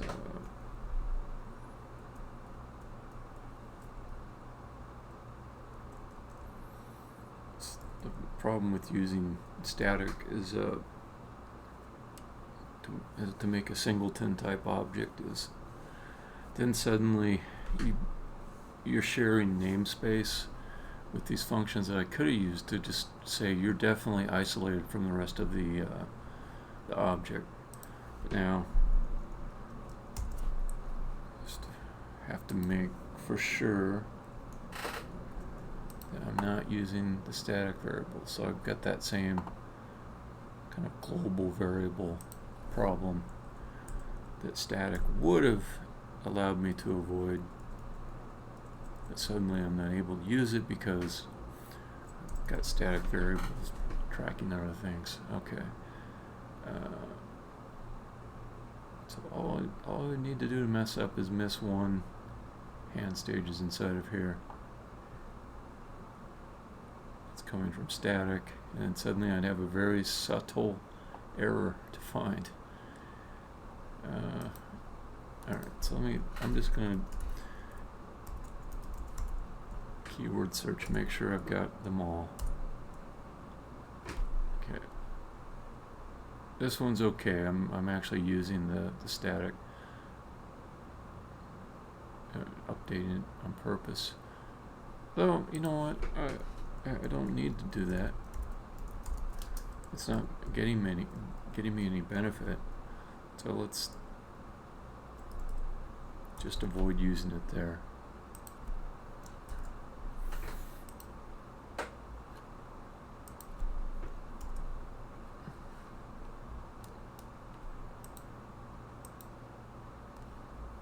Okay. So now I can say hand stages equals find all.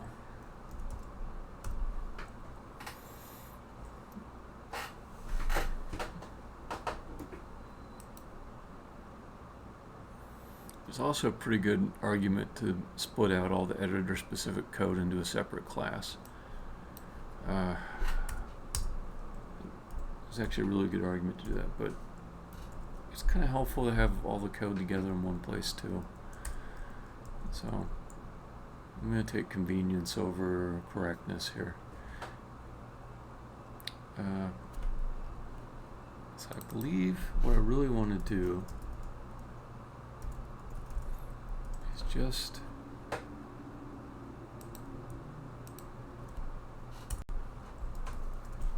get a hand stage assigned to the target, or get a hand stage assigned to the hand. I can do it with this.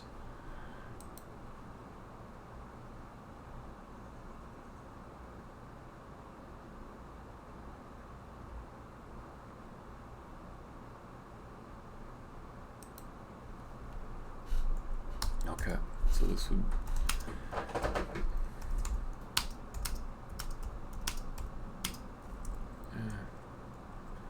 so now I'm trying to write more performant code, so I'm using the old style for loop, but for readability I like the for each better.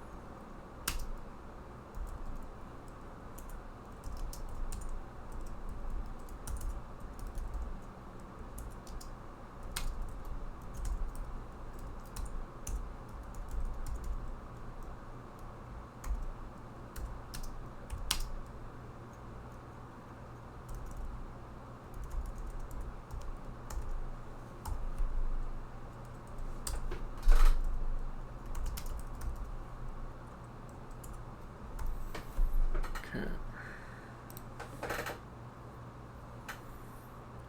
So that would kind of initialize the hand. I need to give the hand a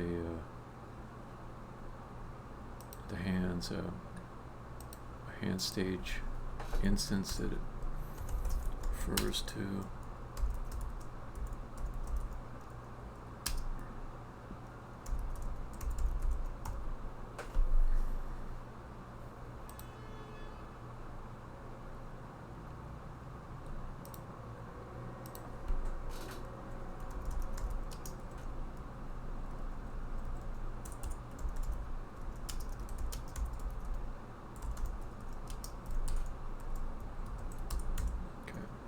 Stage. This is the nice thing of that static singleton. I don't have to do like a Unity engine call where I say find me a component with this name, or I don't have to do any of that. Find me the game object with a certain tag. I don't have to do that. So closest to target, right now the target is the hands, so I just wanted to assign it to whatever's close to it. So that would be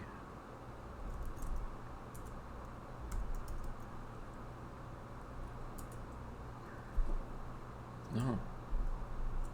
Yikes, that would have been a bug. Okay.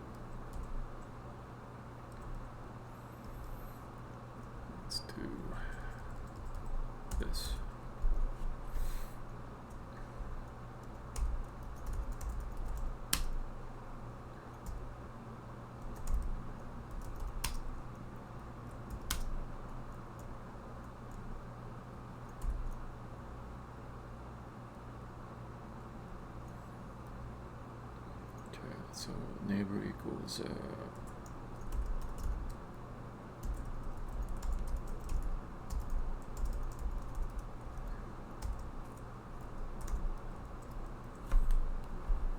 the target is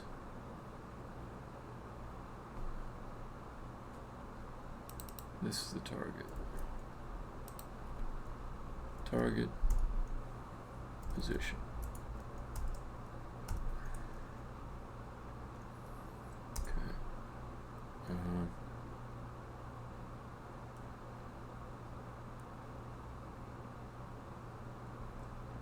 You know, I'm not going to do one where I pass everything into it, so I'll just say.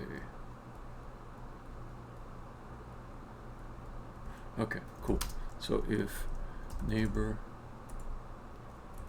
not equal null,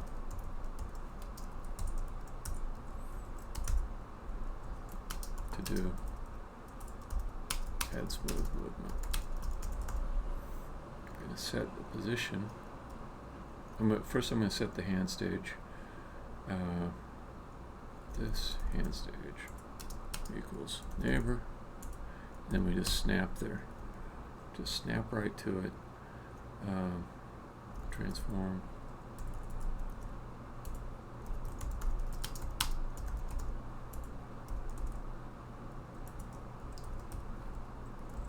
Coming down the home stretch.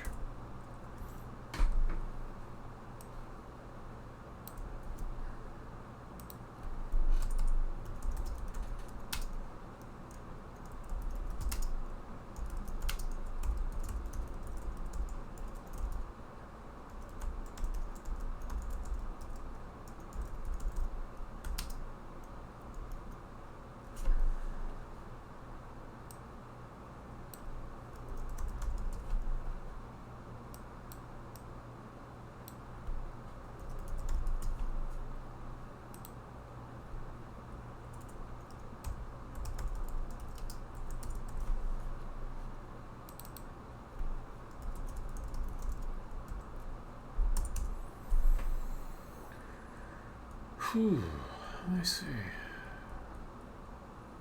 It's going to be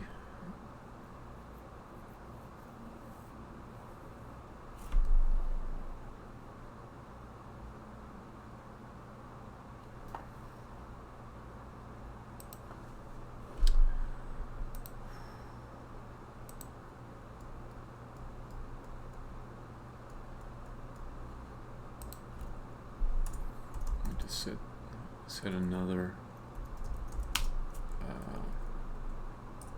This could be private too, since I've got an accessing method for it. Private hand stage array hand stages.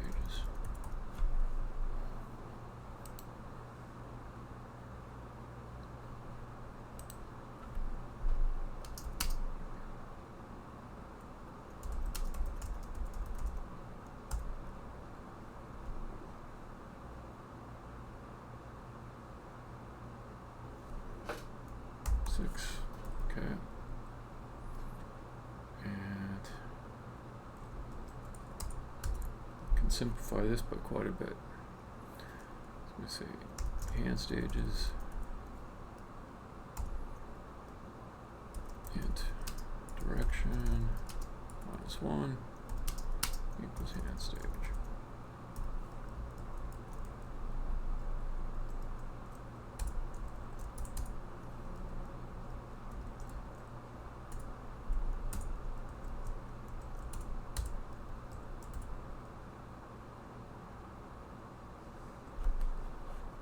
Yeah, that improves this as well.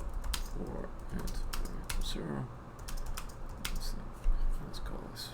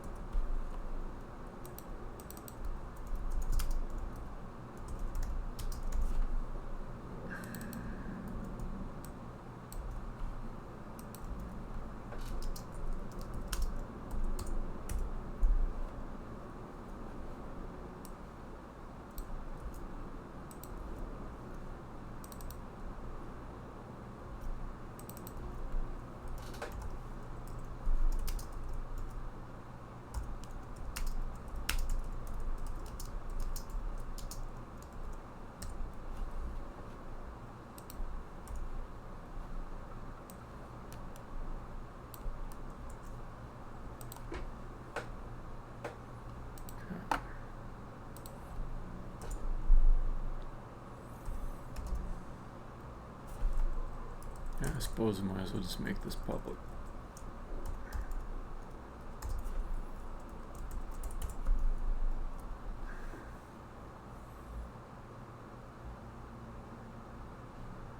Might as well make that public.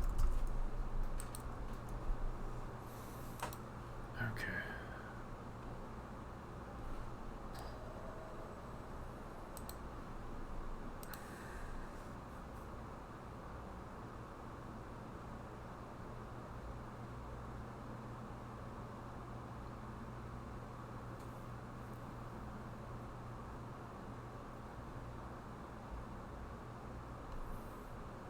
I can encapsulate this function inside of the hand stage.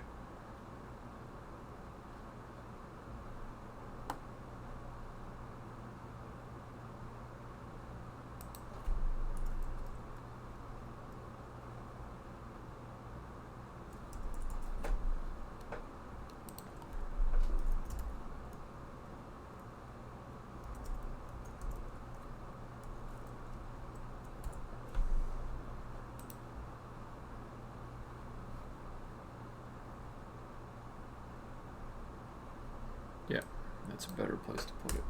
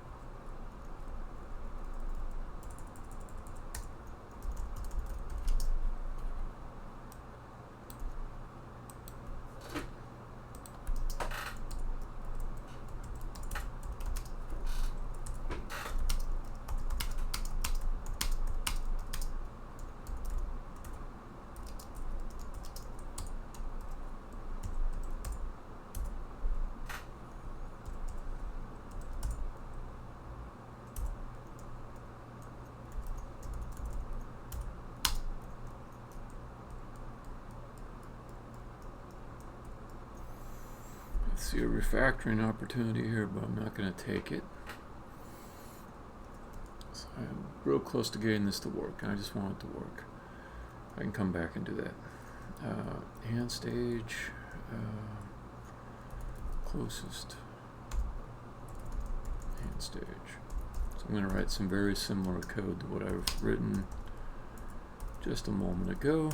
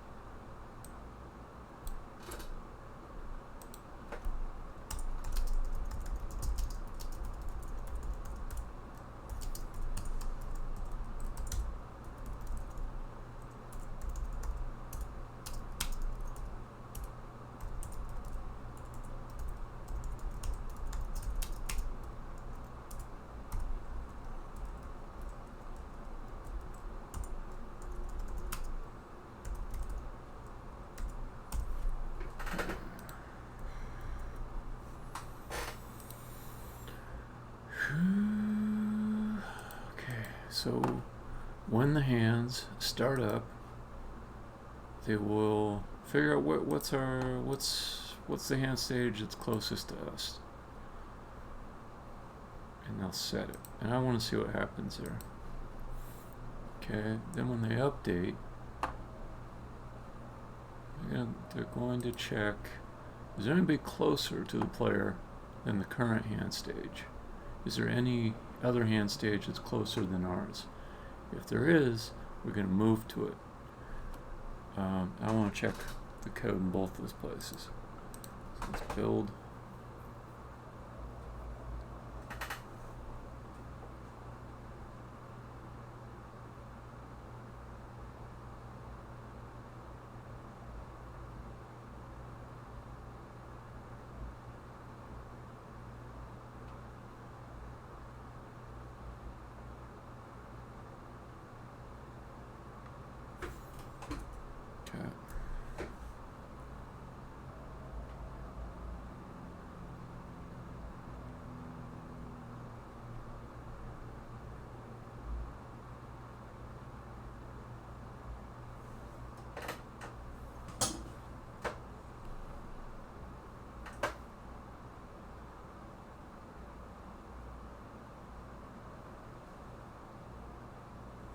So I don't know what this clear preview cache thing is.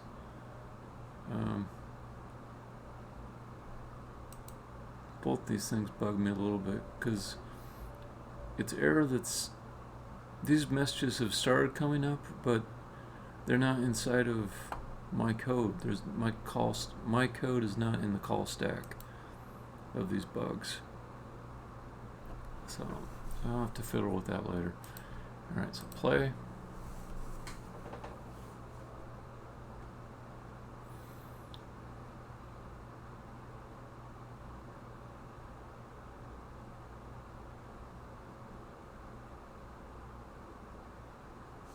Okay, let me see if it actually finds the hand stage that I want it to find.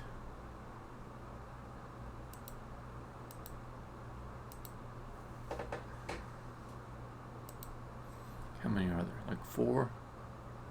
5. Okay, cool. The first one is probably going to be distance 0. No? Interesting.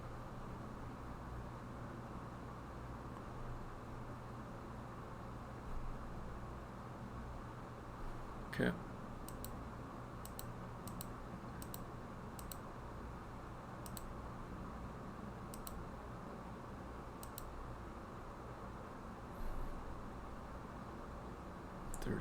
.5.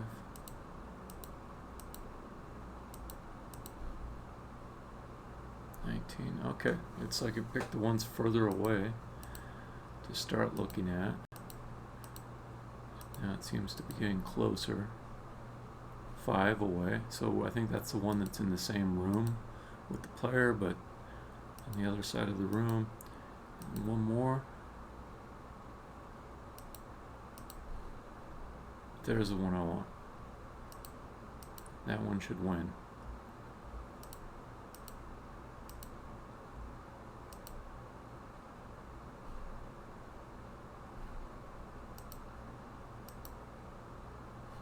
Okay, great. So now I'm going to look for the hand stage I'm assigned to. Does it have any neighbors that are closer? It occurs to me I need to add some extra logic in here that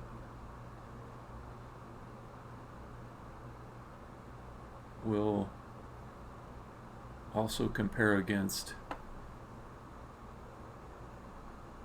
the current hand stage.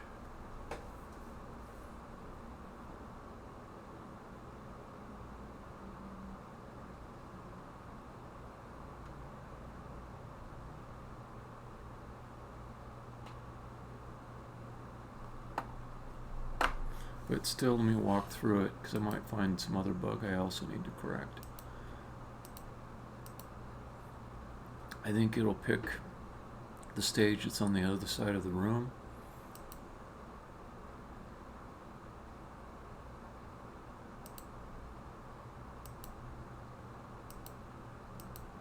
south. Okay, distance will be 5, I think. 7. Huh.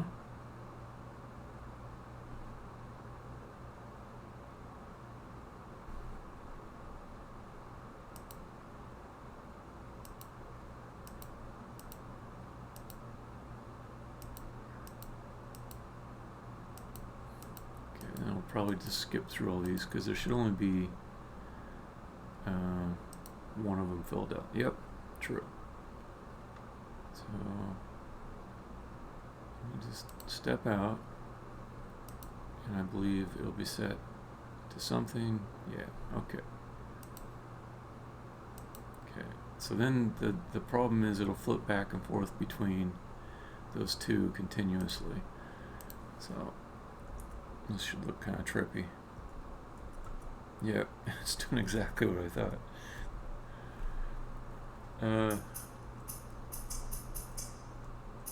It's kind of cool to see it.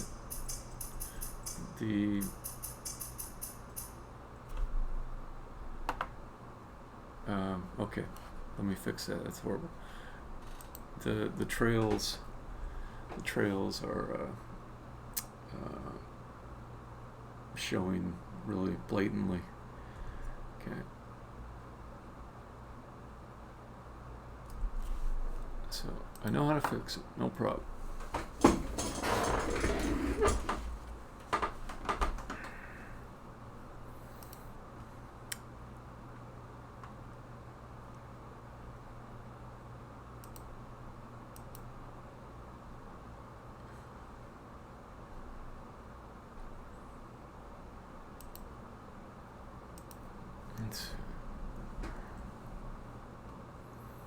Let's also pass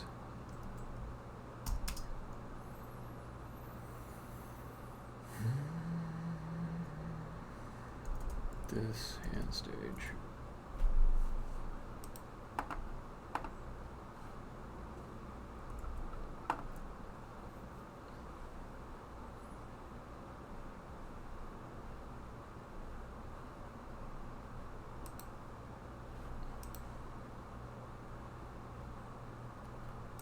So what this will do, maybe not the whole hand stage, just the start position. And this is closest distance.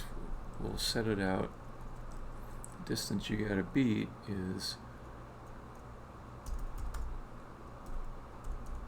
distance from the start position to the position.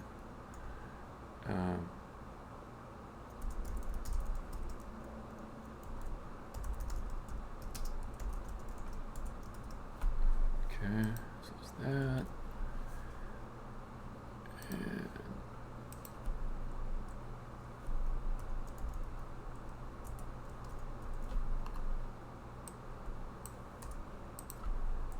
all right, this might work.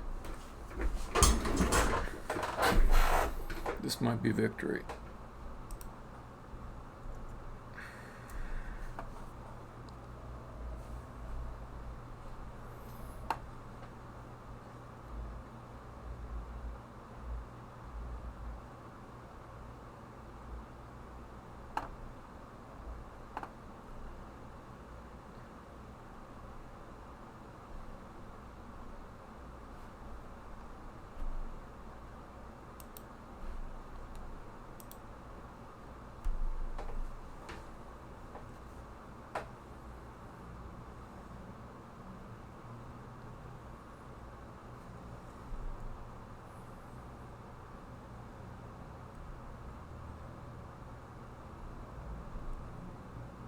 Okay, so now it should be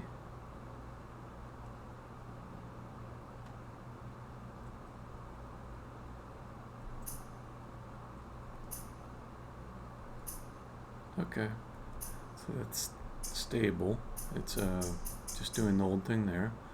So if I go down south, yep, it switched. And is it still pointing to me? Yes, it is.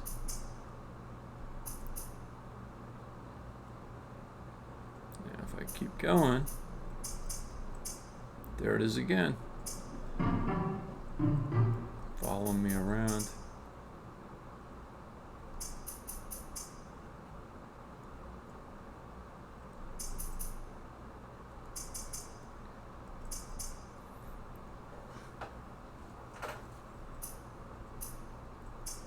That's good and creepy right there. I really like that view.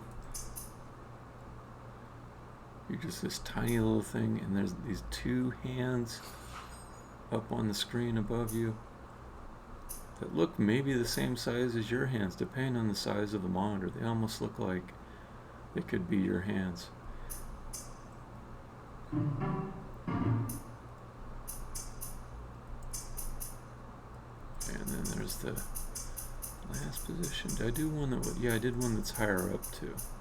So I'll test that in a moment when I go up the steps.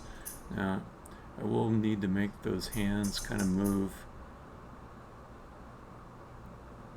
off closer to you, so they're not just right in the middle of the pit. Yep, it goes up too. I love it.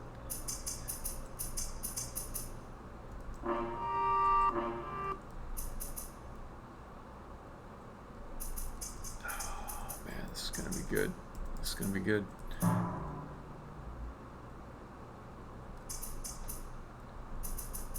So this is what all I'm gonna do in this session here, but the next part's gonna be fun. The next part is smooth movement of the hands between those hand stage points. So now I've got a system where I can define where I want those hands to show for their performance, and they'll just go there, and they'll follow around the player in that creepy way that you see, where they're just kind of orienting around.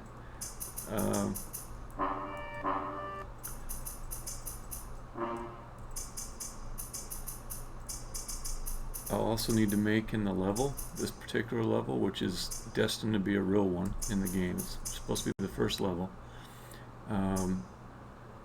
Some travel spaces for the hands to go through. So I made like these two holes here, and I think it might be a little bit tricky to get them to do the cool thing where one hand goes through one hole and the other hand goes through another hole. So I might give myself a break and cut out this section in the middle here and just make it be like a slot that they go through. That would definitely be easier. Or I might decide I really want them to go through the hole. And then I'd have to do something like suppress the gestures of the hands while they're traveling. So I'll think about if it's worth the extra coding for that.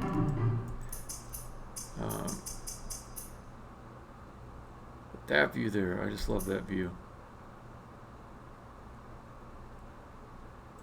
And the hands will be gesticulating after I get the leap motion recordings playing through it. And there'll just be these creepy ass hands above you.